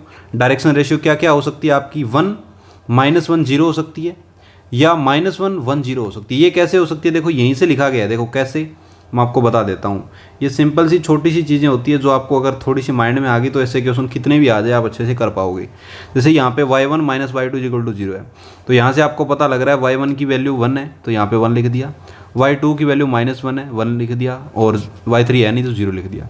इसके अलावा डायरेक्शन रेशियो क्या हो सकती है, तो देखो y1 minus y2 is equal to 0 है। अगर मैं इस y2 को 0 की इस तरफ लेके आऊँगा तो y1 is equal to y2 हो जाएगा, और इस y1 को वापस इस तरफ लेके आऊँगा तो देखो y2 minus y1 equal to 0 हो जाएगा। तो यहाँ पे देखो y1 की वैल्यू तो -1 बन गई और y2 की वैल्यू 1 बन गई। तो इस तरीके से डायरेक्शन रेशियो आपके 2 बन गए। इस तरीके से बन सकते हैं ना 2 डायरेक्शन रेशियो। तो इस तरीके से ये थोड़ा सा माइंड का यूज़ करके आपको काम कर देना है। Now find out unit normal vector to the plane. Unit vector आपको निकालना है। यूनिट वेक्टर ni आपका किसके इक्वल होता है, di divide by D. D आपका क्या होता है ये आपको मैंने ऑलरेडी लास्ट सेशन में बता दिया है, ठीक है ना। तो di आपका क्या होगा, जो आपकी वैल्यू होती है सारी की सारी वो आती है, डिवाइड बाय आपका उसका मैग्नीट्यूड होता है, ठीक है ना। मैग्नीट्यूड जितने भी है तो उसका मैग्नीट्यूड होता है, ऊपर जो वैल्यू है वो आ जाएगी। तो ऊपर क्या क्या वैल्यू आपकी, जैसे अपन इसकी लेके चलें तो इसका क्या आएगा 1 -1 आ जाएगा, और इसका रूट में इसका स्क्वायर आ जाते हैं। तो इसमें रूट का स्क्वायर आ जाएगा 1 का स्क्वायर, -1 का स्क्वायर और 0 का स्क्वायर, ऊपर रूट लग जाता है। तो ये di डिवाइड बाई √2 आया, और di आपका क्या है, यही आपका पूरा का पूरा di है। तो ये 1/√2 -1/√2 0 आ जाएगा। ये तो आपका इसके लिए आ गया, और इसके लिए बात करेंगे तो इसके लिए ये आ जाएगा -1/√2 और 1/√2 और 0 सेम ही आएगा। ये चीज़ आपको समझ में आ गई होगी नॉर्मल वेक्टर प्लेन के लिए कैसे फाइंड आउट करते हैं। Now components of a vector ai and ni। ai and ni vector क्या आएंगे, तो a1 n1 आ जाएगा, a2 n2 आ जाएगा, a3 n3 आ जाएगा, no problem. Now put ai into में ni। देखो ai की वैल्यू इनटू में आपको ni करना है। ni आपने जस्ट अभी निकाला है, 2 ni आपके निकल के आए हैं। तो एक बार तो क्या कर देना आपको, जो आपका ai है यानी जो आपको क्वेश्चन में गिवन है, ai तो आपको क्वेश्चन में गिवन है, तो इस ai को पहले तो आप इसके साथ मल्टीप्लाई कर देना तो आपको एक रिजल्ट निकल के आएगा। फिर आप इस डायरेक्शन रेशियो के साथ कर देना, है ना, जो आपका नॉर्मल वेक्टर है इसके साथ कर देना तो आपका रिजल्ट निकल के आ जाएगा। तो सबसे पहले आपने यहाँ पे यही किया गया है भी ai आपने ले लिया जो क्वेश्चन में आपको गिवन है, इनटू में आपने ni सबसे पहले ये वाला ले लिया, इन दोनों की आपने मल्टीप्लाई कर दी। तो देखो इसकी इसके साथ मल्टीप्लाई करेंगे, ऐड कर देना है, और इसकी इसके साथ करके ऐड कर देना है, और 3 की इसके साथ करके ऐड कर देना है। इसको सिंप्लीफाई करेंगे 2 आंसर आएगा, एकदम सिंपल सा ही है। देखो ये कट गया, ये भी कट गया, ये 1 है और ये भी प्लस का 1 है और ये प्लस का 0 है, क्योंकि यहाँ पे 3 × 0 0 होता है, तो 2 आंसर आ गया। सिंपल सी चीज़ है। इसी तरीके से आपने ni नेक्स्ट पार्ट में ये ले लिया, तो इस पार्ट में आपने ये ले लिया, इन दोनों को मल्टीप्लाई किया, आंसर निकाला -2। सिंपल चीज़ है, निकाल सकते हो ना। तो यहाँ पर आपको ai ni निकाल के दिखाना था, कंपोनेंट्स निकाल के दिखाने थे। एकदम अच्छे तरीके से आप समझ गए होंगे। एकदम सिंपल सा क्वेश्चन है, बहुत ही ज़्यादा इजी सा ही है। तो ये क्वेश्चन आप खुद ट्राई कर लेना, अच्छे तरीके से आप कर पाओगे। चलिए नेक्स्ट क्वेश्चन पे चलते हैं अभी फटाफट और कंप्लीट कर देते हैं। सेकंड क्वेश्चन आपके सामने है, find out the volume of the rectangular parallelepipeds. ठीक है ना, पैरेललोपाइड्स का मीनिंग क्या होता है आपका, ये आपको माइंड में रख लेना है। a डॉट इनटू में b क्रॉस c, ये आपका क्या होता है, पैरेललोपाइड्स की वॉल्यूम होती है। क्या होती है, पैरेललोपाइड्स की वॉल्यूम होती है। सिंपल सी चीज़ है और एकदम इजी सा क्वेश्चन है। देखो सिंपल सी आपको क्या कर देना है, ये आपका फॉर्मूला माइंड में रख लेना है, और जो b क्रॉस c है, b vector cross c vector है, इसको आपको d मान लेना है। इसको क्या मान लेना है, d। जब आप इसको d मानोगे तो आपका क्या आ जाएगा, a वेक्टर, और ये पूरा का पूरा d वेक्टर बन जाएगा। ठीक है ना। अब आप इसको क्या कर दो, इंडेक्स नोटेशन के अंदर कुछ इस तरीके से लिख पाओगे ना। इंडेक्स नोटेशन v वेक्टर है, उसको आप vi के अंदर कन्वर्ट कर दो। ये वेक्टर किसको रिप्रेजेंट करता है, ये लास्ट सेशन में मैंने आपको बता ही दिया था भी, ये वेक्टर होता है ना, ये इंडेक्स नोटेशन को ही बता रहा है। ठीक है ना। तो यहाँ पे ये इंडेक्स नोटेशन के अंदर आप कन्वर्ट करके इसको लिख सकते हो, क्योंकि ये इसके इक्वल होता ही है। नाउ फाइंड आउट di आपको निकालना है। तो di आप कैसे निकालोगे, di आपका आएगा b इंटू में c वेक्टर। ठीक है ना, b vector cross c vector होता है, और ये डी आई के इक्वल होता है। और डी आई आप निकालोगे तो वो मैंने आपको बताया ही था, कर्ल आपके माइंड में होगा। कर्ल अपन ने देखा था ना, कर्ल क्या होता है, del vector cross a vector. तो यहाँ पे देखो 2 अलग अलग दे रखे हैं, तो उसका रिजल्ट मैंने आपको यही बताया था, एप्सिलॉन आई जे के ले लो, और सबसे पहले आप क्या लिख दो, बी और के और जे, इस तरीके से उल्टे करके आप लिख सकते हो। लेकिन यहाँ पे देखो बी और सी है, वहाँ पे डेल था, यहाँ पे बी और सी है, तो वो अलग अलग आ जाएंगे। ठीक है ना, दोनों के दोनों क्या आ जाएंगे, अलग अलग रिजल्ट आ जाएंगे। ये एक तरीके से क्रॉस प्रोडक्ट है। वैसे तो यहाँ पे तो क्रॉस प्रोडक्ट की बात हो रही है, तो क्रॉस प्रोडक्ट का रिजल्ट यही निकल के आता है, आई जे के, बी जे एंड सी के। ठीक है ना, क्योंकि ये क्रॉस प्रोडक्ट को रिप्रेजेंट कर रहा है। तो यहाँ पे क्रॉस प्रोडक्ट से आपका है ना डी का रिजल्ट है वो ये आ जाएगा। तो डी की वैल्यू आपको पता लग गई यहाँ से, तो आपको क्या कर देना है, वो डी की वैल्यू पुट कर देनी है इक्वेशन फर्स्ट के अंदर। तो देखो यहाँ पे जो फर्स्ट इक्वेशन अपनी है वो यही तो है, ये मान लो, चाहे ये मान लो, ये मान लो आप फर्स्ट इक्वेशन। तो यहाँ पे वी आई क्या आ जाएगा, ए आई, ये आ गया as it is d i. D i की वैल्यू आपने जस्ट अभी निकाल ली है, तो ये वैल्यू यहाँ पे पूरी की पूरी पुट कर देनी है आपको। तो ये रिजल्ट आपका आ जाएगा epsilon I J K A I B J and सी के, ये आपका आंसर आ जाएगा। सिंपल सा क्वेश्चन है, ईजी सा है, अच्छे तरीके से आप इसको कवर कर सकते हो। नेक्स्ट क्वेश्चन आता है, find the equation for the plane tangent to the surface. आपको दे रखा है एफ की वैल्यू ये पूरी की पूरी दे रखी है भाई, एट आपको पॉइंट दे रखा है, जैसे यहाँ पे y1 y2 y3 की वैल्यू होती है ना, वो आपको वैल्यू ऑलरेडी आपको क्वेश्चन में दे दी यहाँ पे 2 1 -1, ठीक है ना। तो देखो यहाँ पे सबसे पहले फाइंड आउट द, क्या करना है, इक्वेशन निकालनी है प्लेन टेंजेंट। टेंजेंट की बात हो रही है, टू द सरफेस एफ दे दिया, एफ दे दिया, एफ आई दे दिया। तो अब आपको ये क्वेश्चन करना है कैसे होगा, ये ग्रेडियंट एफ वेक्टर आपने पढ़ा था, ग्रेडियंट ए वेक्टर मान लो, तो वो आपका क्या होता था, एफ आई होता था। एफ आई, इसका मीनिंग क्या होता है, एफ आई वहाँ पे तो अपना ए आई था, यानी A1 प्लस में A2 प्लस A3 इस तरीके से था। तो यहाँ पे अपना क्या है, ये एफ आई है। तो इस एफ आई को आप ओपन करोगे, सबसे पहले F1 निकालोगे, फिर F2 निकालोगे, फिर F3 निकालोगे। तो सबसे पहले अपन F1 ही निकाल लेते हैं। तो F1 आपका क्या आएगा, DF डिवाइड बाई DY आई आएगा, या 1 आएगा, क्योंकि 1 के रिस्पेक्ट में कर रहे हैं। तो देखो यहाँ पे आपको F की वैल्यू पूरी की पूरी वैल्यू पुट कर देनी है। तो ये पूरी की पूरी वैल्यू आपकी F की है, ये पूरी की पूरी वैल्यू कौन किसकी है, ये भाई F की है। तो यहाँ पे सिंपली अपने F की वैल्यू पुट कर दी। अब देखो y1 के रिस्पेक्ट में डिफरेंशिएशन हो रहा है, देखो यहाँ पे y1 नहीं है, ये 0 हो जाएगा, यहाँ पे y1 नहीं है, ये भी 0 हो जाएगा, सिंपली ये बचेगा ओनली। तो यहाँ पे देखो y1 के रिस्पेक्ट में होगा तो ये 2 आगे आ जाएगा, तो ये देखो 4 हो गया, y1 हो गया और ये y2 हो गया। तो माइनस का 4 y1 y2 आपका रिजल्ट आ जाएगा F1 में, ठीक है ना। F1 ये रिप्रेजेंट किसको कर रहा है भी, F का आपका डिफरेंशिएशन हो रहा है और 1 के रिस्पेक्ट में हो रहा है, यानी कि dy1 के रिस्पेक्ट में हो रहा है, ठीक है ना। अब देखो आपको पॉइंट भी बोला हुआ था क्वेश्चन में 2 1 -1, तो 2 1 -1 आपको यहाँ पे सिंपली वैल्यू पुट कर देनी है। तो रिजल्ट आपका निकल के आया था 4 y1 y2, y1 की वैल्यू आपको यहाँ पे पता लग रही है 2 है और y2 की वैल्यू 1 है। तो सिंपली यहाँ पे 2 × 1 किया, -8 आंसर आ गया। बताओ, सिंपल सी चीज़ है ना। इसी तरीके से आपको F2 निकालना है, यानी कि y2 के रिस्पेक्ट में डिफरेंशिएशन होगा। तो सिंपली वो पूरी की पूरी वैल्यू लिखी, y2 के रिस्पेक्ट में करोगे तो यहाँ पे 3 y3 आ जाएगा, यहाँ पे 4 आ जाएगा, और यहाँ पे आपका देखो ये तो कांस्टेंट है y2, तो ये तो कांस्टेंट है पूरा का पूरा, y2 का हो रहा है, तो ये आपका 2y1 स्क्वायर आ जाएगा। सिंपल सी चीज़ है। 2 1 -1 आपको पॉइंट दे रखे हैं ऑलरेडी, सिंपली आपको वो सारी की सारी वैल्यू पुट कर देनी है इसमें। y3 की कर दो और y1 की कर दो। y3 की वैल्यू तो है -1 और y1 की है 2, तो ये -7 आंसर आ जाएगा। इसी तरीके से F3 आप निकाल लोगे ना, सेम ही, अब मैं बता नहीं रहा हूँ, सेम ही चीज़ है।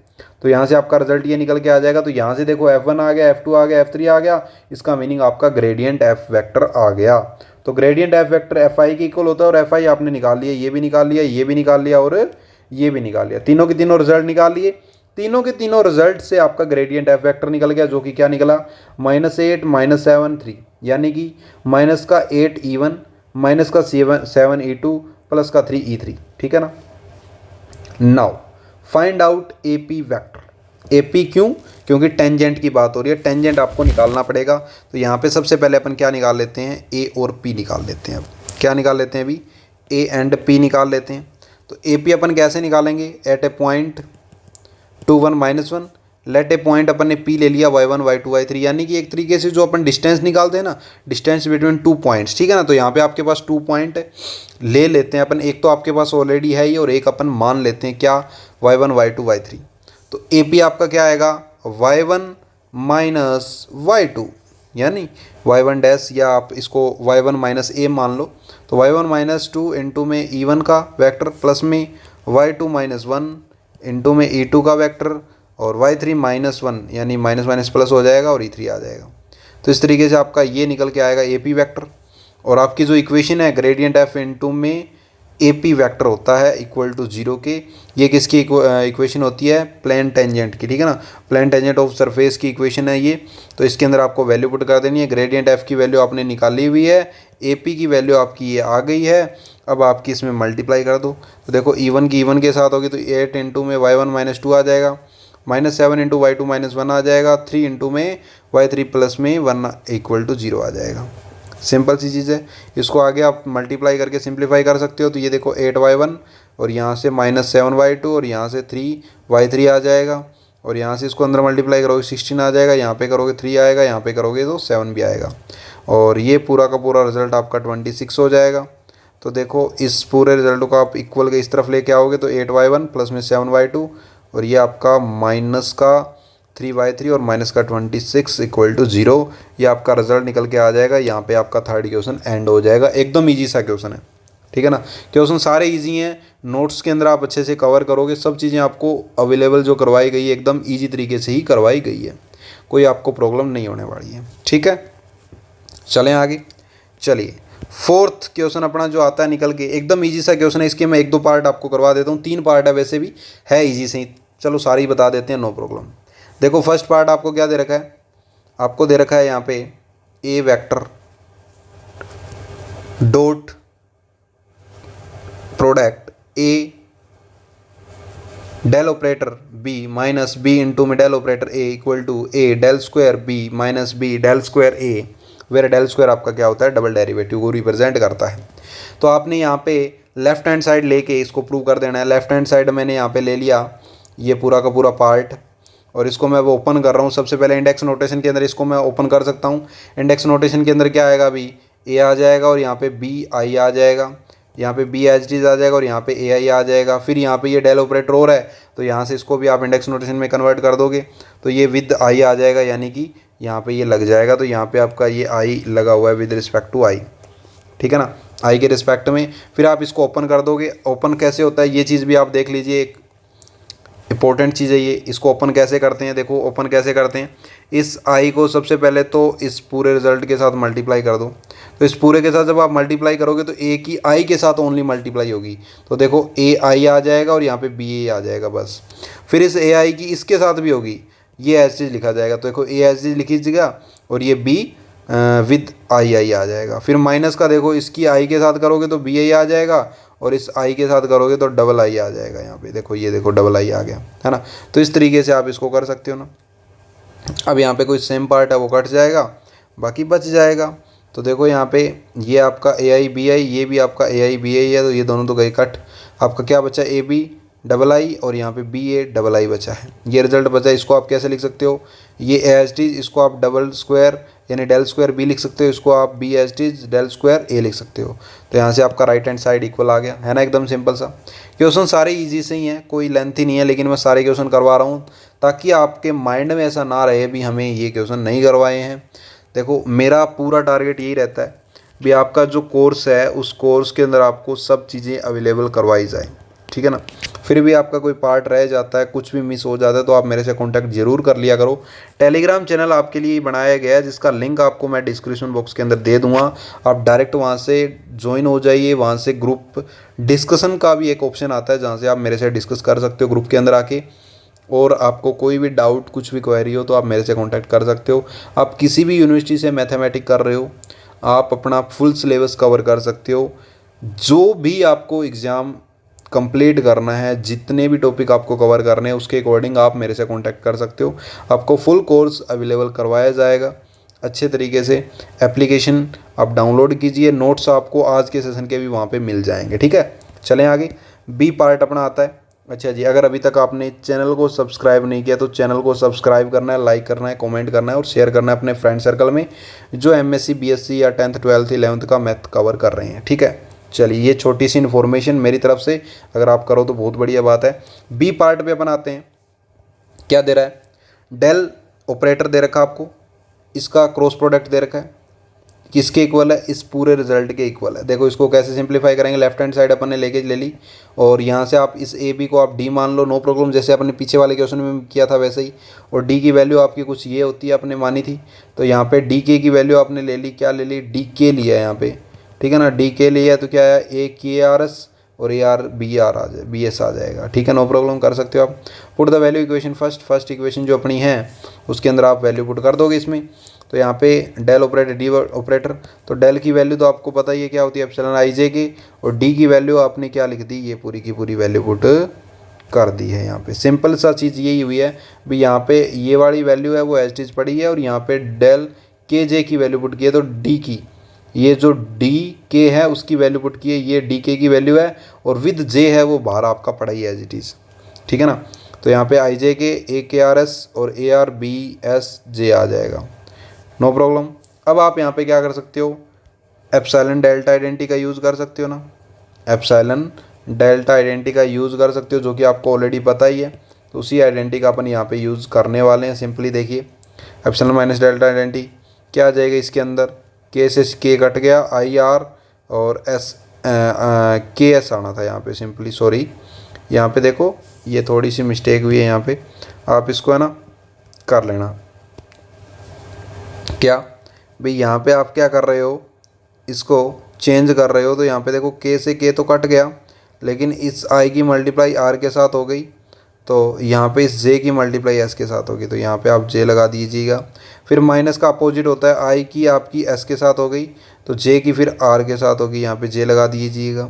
और इनटू में आपका एच टी ये पूरा पार्ट पड़ा ही है, ठीक है। फिर आप इसको सेपरेट कर सकते हो, पहले तो इसके साथ मल्टीप्लाई कर दी, डेल ऑपरेटर आई आर है ना, क्रॉनिकल डेल्टा आई है, और यहाँ पे Kronecker delta j s a R B s, ये ए आर और बी एस जे इसके साथ मल्टीप्लाई कर दी, फिर इस रिजल्ट के साथ भी मल्टीप्लाई कर दी गई है। अब मल्टीप्लाई करने के बाद आपको पता है क्रॉनिकल डेल्टा अगर दोनों की वैल्यू इक्वल है, आई और जे दोनों इक्वल है, तो वैल्यू 1 हो जाती है, आप सभी को पता है, और वरना 0 हो जाती है। तो देखो अपन सिंपली क्या कर रहे हैं, आई की जगह आर पुट कर रहे हैं इसमें, जे की जगह एस, यहाँ पे भी आई की जगह एस और जे की जगह आर, उल्टा कर रहे हैं। तो जैसे मैंने इसमें वैल्यू पुट की, तो ये आपका क्या हो जाएगा, आई आई हो जाएगा या आर आर हो जाएगा। तो ये जब आई आई होगा तो इसकी वैल्यू 1 हो जाएगी। इसमें भी अगर आप एस करोगे तो एस एस हो जाएगा, यानी वैल्यू 1 हो जाएगी। और यहाँ पे आर की जगह आप आई रख दोगे और यहाँ पे एस की जगह आप जे रख दोगे, तो ये ए आई बी जे हो जाएगा, और यहाँ पे जे ऑलरेडी है ही। माइनस का सेम इसी तरीके से ये दोनों वैल्यू 1 हो जाएगी आपकी, ये ए जे और ये बी आई हो जाएगा और विद जे हो जाएगा, ठीक है ना। इस तरीके से आप कर सकते हो। तो ये वैल्यू यहाँ पे निकली हुई आपके सामने ही है, इसको आप ओपन कर सकते हो। A I H Ts J A I J B J, फिर प्लस में आपका क्या आएगा, प्लस में आपका ए आई एच टीज लिखा जाएगा और बी जे विद जे आ जाएगा। इसी तरीके से इसमें करोगे तो ए जे विद जे बी आई, और यहाँ पे ए जे एच टीज लिखा जाएगा और बी आई जे आ जाएगा, ठीक है। इसको आप क्रॉनिकल डेल्टा जो है इंडेक्स नोटेशन से वेक्टर के अंदर कन्वर्ट करके लिख सकते हो। बी वेक्टर इनटू में डेल ऑपरेटर इनटू में ए वेक्टर प्लस में डेल ऑपरेटर इनटू में बी वेक्टर इनटू में ए वेक्टर माइनस का, ये भी आपका रिजल्ट यहाँ से आ रहा है। तो del operator h is a vector into में बी वेक्टर माइनस का a vector minus dot product आपकी क्या आ जाएगी, डेल ऑपरेटर इनटू में बी वेक्टर। तो यहाँ से लेफ्ट हैंड साइड इक्वल आ जाएगी राइट हैंड साइड इक्वल की, क्वेश्चन में यही आपको दिया हुआ था, कर लोगे। इसी तरीके सी सेक्शन आपका सेम टू सेम है, कुछ अलग चीज़ नहीं है, ये खुद आपको ट्राई कर लेना है। चलिए नेक्स्ट अपना जो 5th क्वेश्चन आता है उसके ऊपर अपन चलते हैं, नज़र डालते हैं।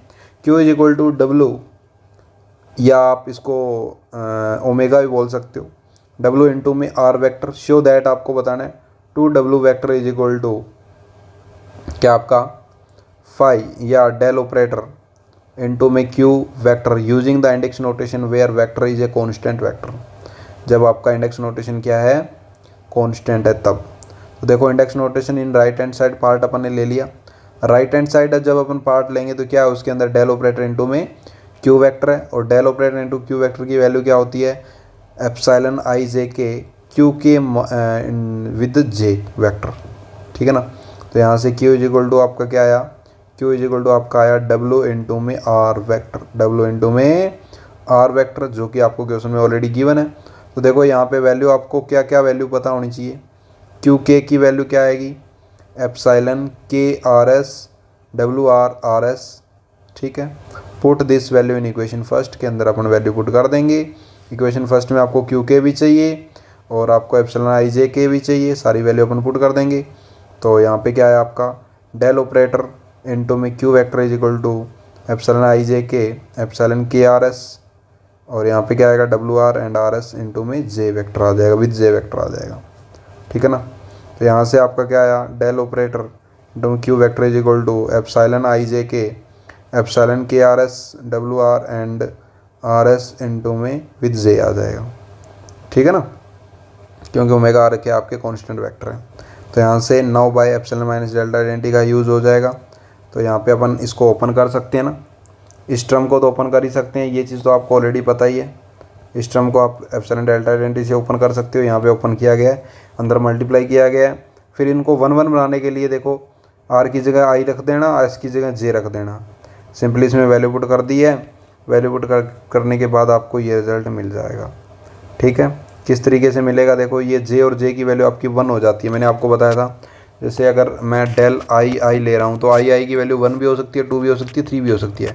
तो डेल 1 लूँगा तो 1 आ जाएगा, डेल 2 लूँगा तो भी 1 आ जाएगा, डेल 3 लूँगा तो भी 1 आ जाएगा। तीनों रिजल्ट अपन ऐड करेंगे तो 3 आ जाएंगे।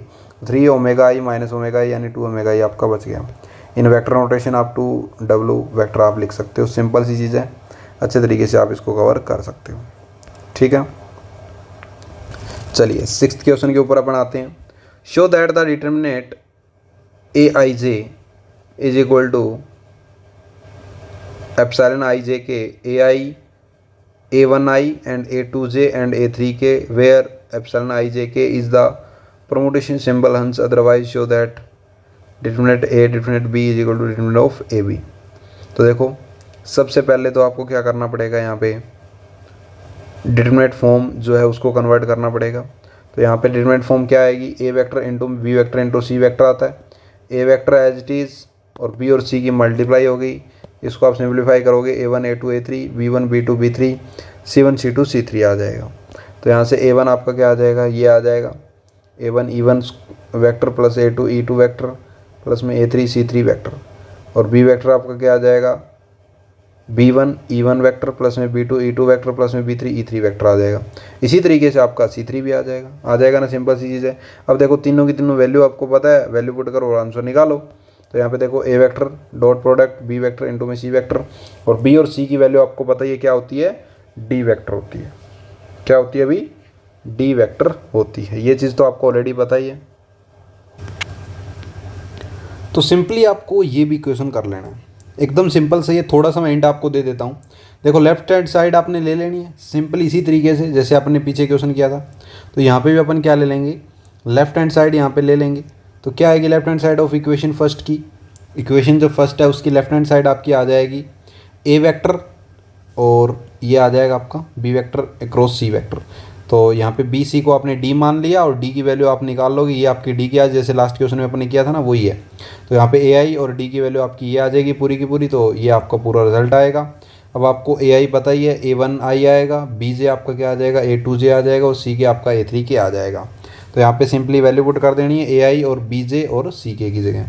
तो सिंपली आपका AIJ A विद I आ जाएगा, A2j आ जाएगा, ये A1i आ जाएगा, ये A2j आ जाएगा, ये A3k आ जाएगा। ये सेकंड इक्वेशन आ जाएगी।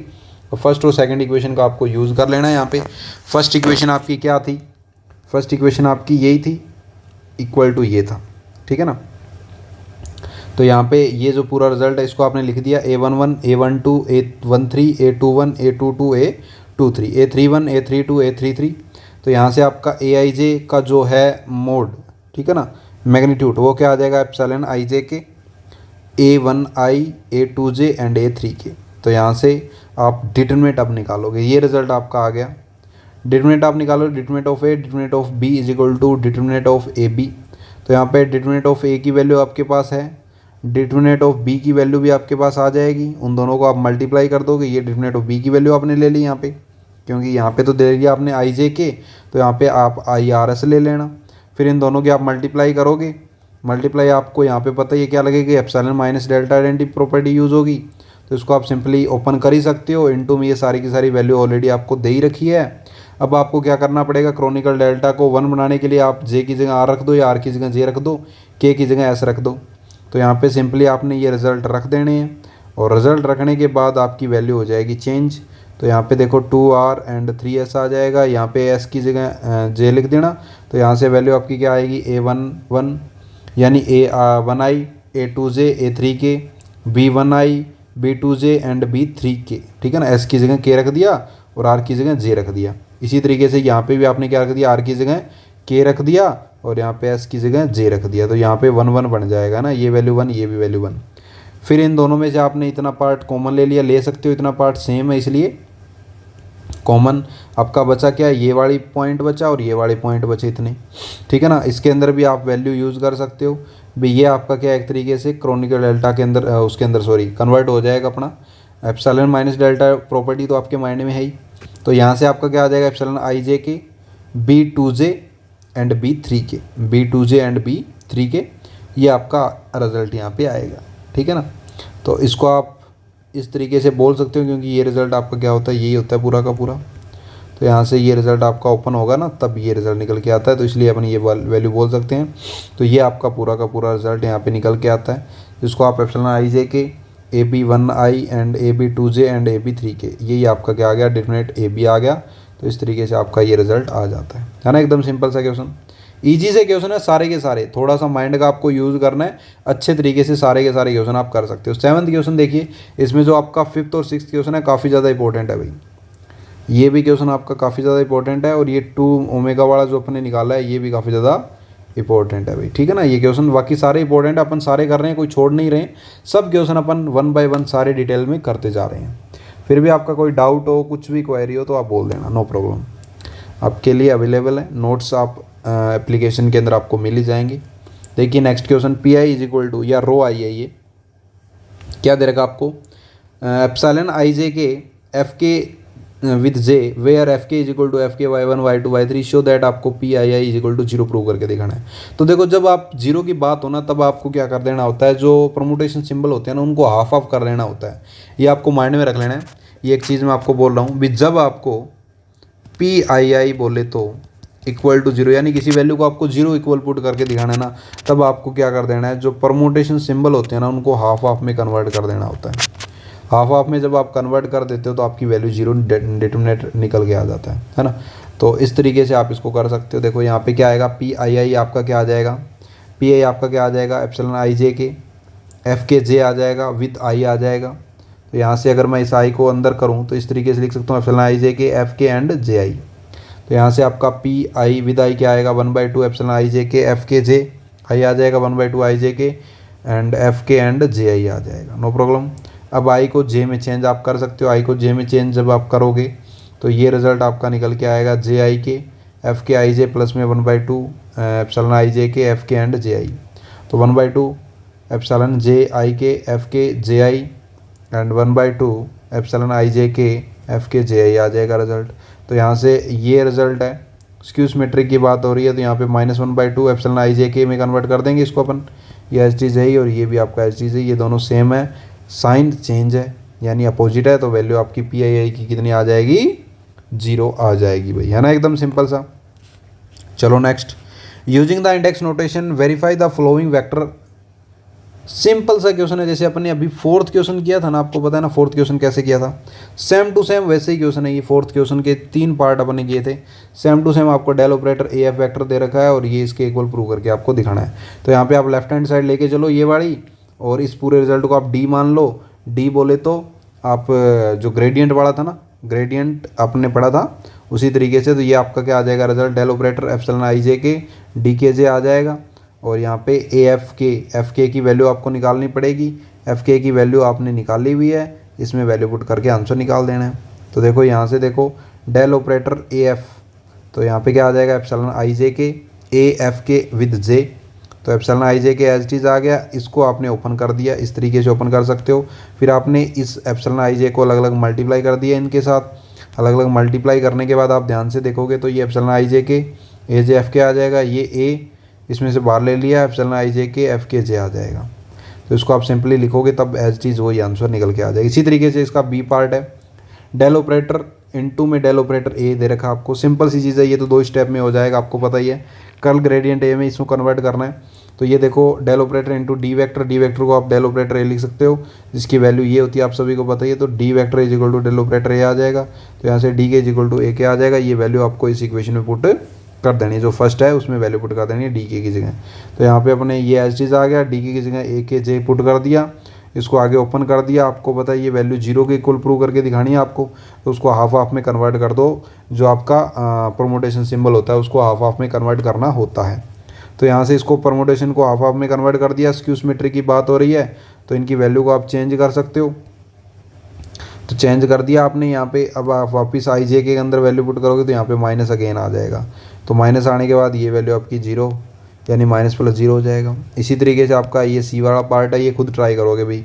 9th का ए पार्ट आपको दे रखा है, Kronecker delta A N is equal to N A N -1 Kronecker delta A दे रखा है। तो लेफ्ट हैंड साइड आप लेके चलो, Kronecker delta A N A N बोले तो इसका डिफ्रेंशिएशन आप कर सकते हो, ये आपको रिप्रेजेंट डिफ्रेंशिएशन को कर रहा है dy/dy ए एन का डिफ्रेंशिएशन कर दो, एन आगे आ जाएगा an-1 डी ए बाई में dy, सेम टू सेम वही चीज़ आ गई, सिंपल सा ही है ना। इसी तरीके से r operator r vector divide by r को प्रूव करके दिखाना है, तो सिंपली आर आपको पता है ये आर होता है, आर वेक्टर बोले तो आर मैग्नीट्यूड आपका ये होता है, तो इसको अंदर मल्टीप्लाई करनी होती है, तो ये वैसे तो आपको डेल ऑपरेटर निकालना है यानी डिवाइड ही होगा, तो ये आपका डिवाइड आ जाएगा। तो इस तरीके से आपने पहले सबसे पहले डेल ऑपरेटर आर निकाल लेना है, डेल ऑपरेटर आर क्या आएगा आपका ये निकल के आएगा, तो डेल ऑपरेटर आर ये आ गया, डेल आर बाय में डेल y1 निकालो, डेल आर बाय में डेल y2 निकालो, डेल आर बाय में डेल y3 भी निकाल लो, ठीक है ना। तीनों वैल्यू निकालने के बाद आप डेल आर वेक्टर निकाल सकते हो, डेल आर वेक्टर निकाल सकते हो ना, तो यहाँ से आपका क्या आ जाएगा, ये वैल्यू निकल के आ जाएगी r vector divide by r, ये आपका आंसर आ जाएगा, है ना, एकदम सिंपल सा। 10th क्वेश्चन देखिए, B I is equal to epsilon I J K C के शो दैट, आपको ये करके दिखाना है अभी, एकदम सिंपल सा क्वेश्चन है, ये आपको शो दैट करके दिखाना है। बी आई की वैल्यू आपको ये दे रखी है, तो आपको सबसे पहले लेफ्ट हैंड साइड लेके चलनी, लेफ्ट हैंड साइड आप लेके चलोगे, A B J N J D S, आपको पता है यहाँ पे किसका यूज़ होगा, गोज डाइवर्जेंस थ्योरम का यूज़ होगा, जो कि क्या होती है A I N I D S is equal to integration A I with I D V होता है। तो यहाँ से लेफ्ट हैंड साइड आपका क्या आ जाएगा, integration S A B J N J D S is equal to integration R A B J and with J D V, A B J with J D V आ जाएगा। तो यहाँ से आपका क्या आ जाएगा, A J dash B J plus में ए एच डी आ जाएगा और B J J D V आ जाएगा, यानी इसको ओपन करना आपको आता ही है ना, पहले इसी जे के साथ कर दो तो ये कांस्टेंट रहेगा एच डी, इसी तरीके से इस ए को कांस्टेंट रख दो तो बी जे जे हो जाएगा डी वी, है ना। तो सिंपल सी चीज़ें ये आपको माइंड में होनी चाहिए, कर सकते हो, नो प्रॉब्लम। चलें आगे, तो यहाँ से आपने क्या निकाल लिया, ए बी जे जे निकाल लो, फिर ए बी डबल जे यानी इसकी वैल्यू आपने निकाल ली बी जे की, तो ये आपकी वैल्यू आ जाएगी, फिर आपने इसमें वैल्यू पुट कर देनी है, क्योंकि आपको ए बी जे जे की वैल्यू आपको 0 निकालनी है, तो आप हाफ हाफ में उसके एप्सिलॉन को कन्वर्ट कर दोगे, है ना, यानी कि प्रमोटेशन सिंबल को आप क्या कर दोगे, ओपन। जब आप इसको ओपन करोगे तो ये सारी की सारी वैल्यू आपकी 0 हो जाएगी। Put this value in equation first के अंदर आप वैल्यू पुट करोगे तो ये पूरा का पूरा रिजल्ट निकल के आएगा और ये आपका आंसर हो जाएगा। आगे आपका 11th क्वेश्चन आता है, ये वैसे इंपॉर्टेंट तो नहीं है लेकिन आप कर सकते हो, है एकदम वैसे प्रमोटेशन सिंबल वाले तरीके से। ये y2 - 1 y1 - 2 डिवाइड बाय आपको ये पूरा का पूरा रिजल्ट दे रखा है, show that this equal to 0 everywhere expected in the close प्रमोटेक्सली of y1 is equal to 2 1 y3। तो सिंपल सा ही है, सबसे पहले आप इसके जो प्रमोटेशन सिंबल बनेंगे y1 as it is J K A K जे आ जाएगा यहाँ पे, इसको आप कुछ इस तरीके से ओपन कर सकते हो ना भी, अगर आपने पहले 1 लिखा तो उसके बाद जे की जगह 2 आ सकता है या जे की जगह 3 आ सकता है। अगर 2 आ गया तो के की जगह 3 आएगा, अगर 3 आ गया जे की जगह तो के 2 आएगा, फिर आपका A32 आ जाता है, ये 23 आ जाता है। फिर आप यहाँ पे क्या कर सकते हो, इसकी वैल्यू पुट करोगे, इसकी वैल्यू 1 होगी तो ये A32 बचेगा, इसकी वैल्यू भी 1 होगी क्योंकि 1 के बाद 3 आता है डायरेक्ट, लेकिन कम वो आता है अपना एंटी क्लॉकवाइज आता है, एंटी क्लॉकवाइज आता है तो यहाँ पे माइनस आएगा, क्योंकि देखो 1 2 3 ये ऐसे होता है, तो 1 के बाद 3 आ रहा है यानी उल्टा घूम रहा है, तो 3 आएगा 2 आएगा A2 3, इस तरीके से ये वैल्यू 0 हो जाएगी। इसी तरीके से इसको आप सिंप्लीफाई करोगे ये वैल्यू भी 0 हो जाएगी, इसको करोगे तो ये भी वैल्यू 0 हो जाएगी। तो y i is equal to 2 1 y3, तो 0/0, ठीक है ना, इंटरमीडिएट फॉर्म आ गई। So equation is true for y i is equal to 2 1 y3 के लिए क्या है, ट्रू आपकी है ना, एकदम सिंपल सा। बी पार्ट भी आपका इसी तरीके से है, evaluate the integration A I D Y i around the circle y1 y is equal to l square y3 is equal to 0 by applying the Stoke theorem for the planar region enclosed by the circle and करो। तो y1 - 2 का whole square plus y2 - y1 का whole square is equal to 1 दे रखा है और y3 आपको 0 दे रखा है। तो देखो y एंड y को आपको 100 दे रखा है और y3 आपको 0 दे रखा है, तो y1 square plus y2 square is equal to 100 और y3 इज इक्वल टू 0। इस तरीके से आपको ये वैसे तो क्वेश्चन में गिवन ही है सारी चीज़ें, ठीक है ना। तो y आपको 100 दे रखा है और y3 आपको 0 दे रखा है और इनका जो सम है वो भी आपको क्या दे रखा है, 100 दे रखा है। तो इन सर्कल ए सेंटर 0 0, सर्कल का जो सेंटर है वो 0 0 है और जो पॉइंट है वो 2 1 एंड 0 है, एंड रेडियस इज 10, तो y1 माइनस 2 का होल स्क्वायर प्लस में y2 माइनस 1 का whole square is equal to 1 और y3 इज इक्वल टू 0। तो अब अपन यहाँ पे क्या करेंगे, लाइन इंटीग्रल का यूज़ करेंगे। Line integral for the planar region and close between two circle, तो a i and d Y i क्या आ जाएगा, epsilon I J K N I and A K J D S, इसकी value आपकी क्या आ जाती है, 0 आ जाती है। ठीक है ना। तो एकदम सिंपल सा पार्ट है, अच्छे तरीके से इसको आप कर सकते हो। नेक्स्ट अपना आता है प्रूव द फॉलोइंग आइडेंटिटी। ये आपकी क्या है, एप्सिलॉन माइनस डेल्टा आइडेंटिटी है ना, उसी का एक एग्जांपल, एकदम इजी सा पार्ट है और अच्छे तरीके से आप इसको कंप्लीट कर सकते हो। तो देखिए एप्सिलॉन पी क्या हुआ, एप्सिलॉन एस एन आर किसके इक्वल है भाई, p n epsilon q r minus epsilon p r and epsilon q n, epsilon P Q S epsilon s q r and minus 2s to del operator p r. ठीक है ना। ये दोनों part open करके दिखाने हैं आपको। सबसे पहले अपन ए आई आई ले लेंगे, ए आई जे लेंगे, तो A11 A12 A3 इस तरीके से आपका ये ओपन होता है डिफिनेट ऑफ ए। फिर रो के अंदर अपन एम एन आर यूज़ करेंगे, जो रो है उसके अंदर एम एन आर यूज़, तो ये आपका M1 M2 M3 आ जाएगा, N1 N2 N3 आ जाएगा और R1 R2 R3 आ जाएगा। तो ये एप्सिलॉन एम एन आर क्या आ जाएगा, N2 में ए आई जे आ जाएगा। इसी तरीके से कॉलम पी क्या हुआ, तो देखो पी क्या कॉलम के अंदर बात हो रही है, तो पी क्या हुआ एस, तो एप्सिलॉन पी क्या हुआ एस ए आई जे के ये आ जाएगा। साइमल्टेनियसली आप क्या करोगे, फर्स्ट और सेकंड का यूज़ कर दोगे इस इक्वेशन में, तो a m p a m q a m s a n p a n q a n s a r p a r p a r s. ठीक है ना। तो यहाँ से इसकी वैल्यू क्या आ जाएगी, epsilon P Q S epsilon M N R and del operator A I J. तो डेल ऑपरेटर तो यहाँ पे है नहीं, ए आई जे आएगा किसके इक्वल आएगा, ये आपका क्रॉनिकल डेल्टा आई जे के इक्वल आ जाएगा एंड क्रॉनिकल यहाँ पे del operator A I j is equal to किसके इक्वल आएगा, ये आपका आ जाएगा del i j is equal to 1 के इक्वल आ जाएगा। ठीक है ना। तो इस तरीके से ये रिजल्ट आपका निकल के आएगा। पी क्या हुआ एस एम एन आर, तो same to same m N r आपने दोनों साथ में लेने हैं, तो ये तो यहाँ पे प्रूव हो जाएगा, सिंपल चीज़ है। अब इसके दोनों पार्ट है वो आपको प्रूव करके दिखाने हैं। तो दोनों पार्ट के अंदर क्या होगा, यहाँ पे ये इसके इक्वल प्रूव करके दिखाना है। तो यहाँ पे तो आपको पता ही है क्या कट हो रहा है आपका, यहाँ पे कुछ कट नहीं हो रहा है, तो डेल पी एन आ जाएगा एंड क्यू आर आ जाएगा, क्योंकि एस से तो एस कट ही जाएगा और माइनस का पी आर एंड आपका क्या आ जाएगा, क्यू एन आ जाएगा। ठीक है ना।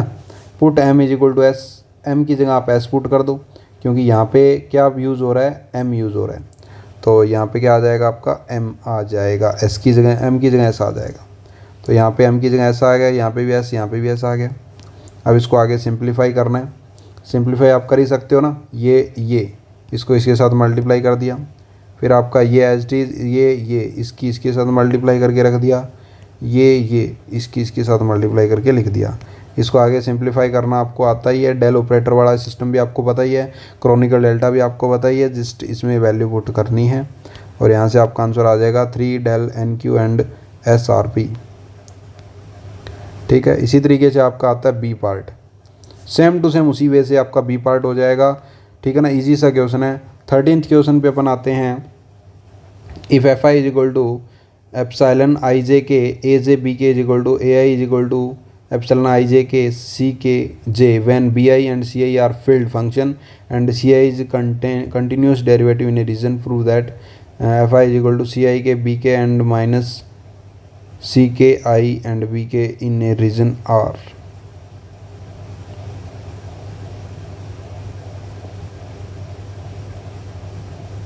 ठीक है। तो ये भी आपका उसी तरीके से हो जाएगा। एफ आई आपका क्या आ जाएगा, epsilon I J K A J B के आ जाएगा, ए आई आपका और ए जे कुछ इस तरीके से आप इसको ए आई ए जे को लिखोगे।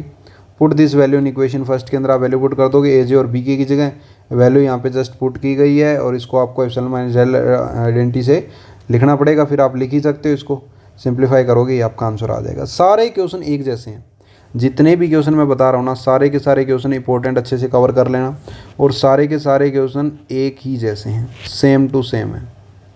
बस थोड़ा सा आपको पता लग जाना चाहिए भी यहाँ पे क्रॉनिकल डेल्टा यानी कि कौन सी थ्योरम का यूज़ हो रहा है, ठीक है ना, कैसे परमुटेशन सिंबल का यूज़ हो रहा है, वो चीज़ें आपको पता है तो सारी चीज़ें आप अच्छे से कवर कर पाओगे।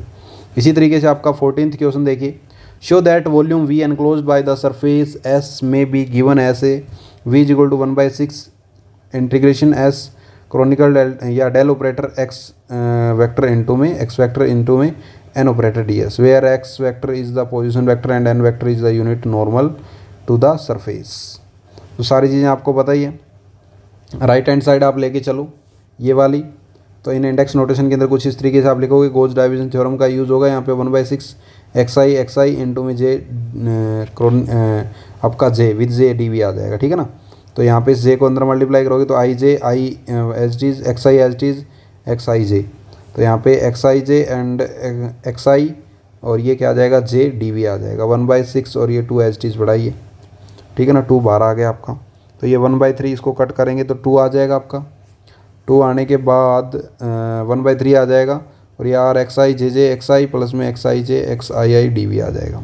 तो 1/3 ये वैल्यू 0 हो जाएगी, एक्स आई जे इंटू में डी वी, एक्स आई आपका पोजीशन वेक्टर है, तो यहाँ से आपका रिजल्ट निकल के आएगा वो वी निकल के आ जाएगा। तो इसको आगे आप सिंप्लीफाई कर ही सकते हो, सिंपल सी चीज़ें। 15th क्वेश्चन देखिए, सेम टू सेम एआई आपको ये दे रखा है, normal to close surface everywhere bounded by the region, prove that R epsilon I J K epsilon A K J D V is equal to 0 where A I is a single valued and continuous with continuous derivative in R, ठीक है ना। Same to same question है, कुछ अलग नहीं है। F is equal to आपका क्या आ जाएगा y1 y2 y3 आ जाएगा, वेक्टर पॉइंट फंक्शन आ जाएंगे। बाय गोज डाइवर्जेंस थ्योरम का यूज़ आपको करना आता ही है, सिंपली उसी का यूज़ करके इस क्वेश्चन को पूरे करना है, ठीक है ना। एकदम सिंपल सा क्वेश्चन है अभी, तो ये क्वेश्चन आप खुद ट्राई कर लोगे ना, जो 15th नंबर क्वेश्चन है ये खुद आप ट्राई करोगे, ठीक है। 15th कर लोगे। 16th क्वेश्चन देख लीजिए, रो एंड क्यू आई आपको दे रखा है, वेरीफाई गोज थ्योरम करके दिखानी है।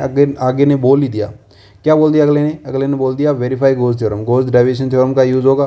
गोज डाइवर्जेंस थ्योरम आपको पता ही है, यहाँ पे पी क्यू आई विद आई आएगा, तो यहाँ पे देखो पी क्यू विद आई आएगा, तो ये पूरी की पूरी वैल्यू और इसको आपको वैल्यू पुट कर देनी है। क्या क्या वैल्यू है दी, वैल्यू आपकी है 3, इसमें देखो वैल्यू आपकी आई है P Q 11 and P Q 22 and P Q 3, ठीक है ना।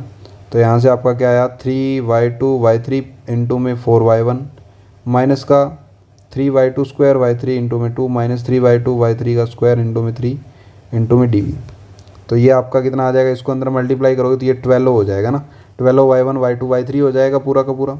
ये रिजल्ट कैसे है ये तो आपको पता ही होगा, क्योंकि p की और q की वैल्यू यहाँ पे पुट की गई है। p की वैल्यू ये रही और q की वैल्यू ये रही, तो p की वैल्यू 3y2 y3 आ जाएगा, बट यहाँ पे 1 के रिस्पेक्ट में कर रहे हैं तो ये दोनों की दोनों वैल्यू 0 हो जाएगी, जस्ट ये 4y1 बचेगा, यहाँ पे 1 आ जाएगा और 3y2 का स्क्वायर एंड y3, तो यहाँ से 3y2 और का स्क्वायर एंड y3 2 आ जाता है।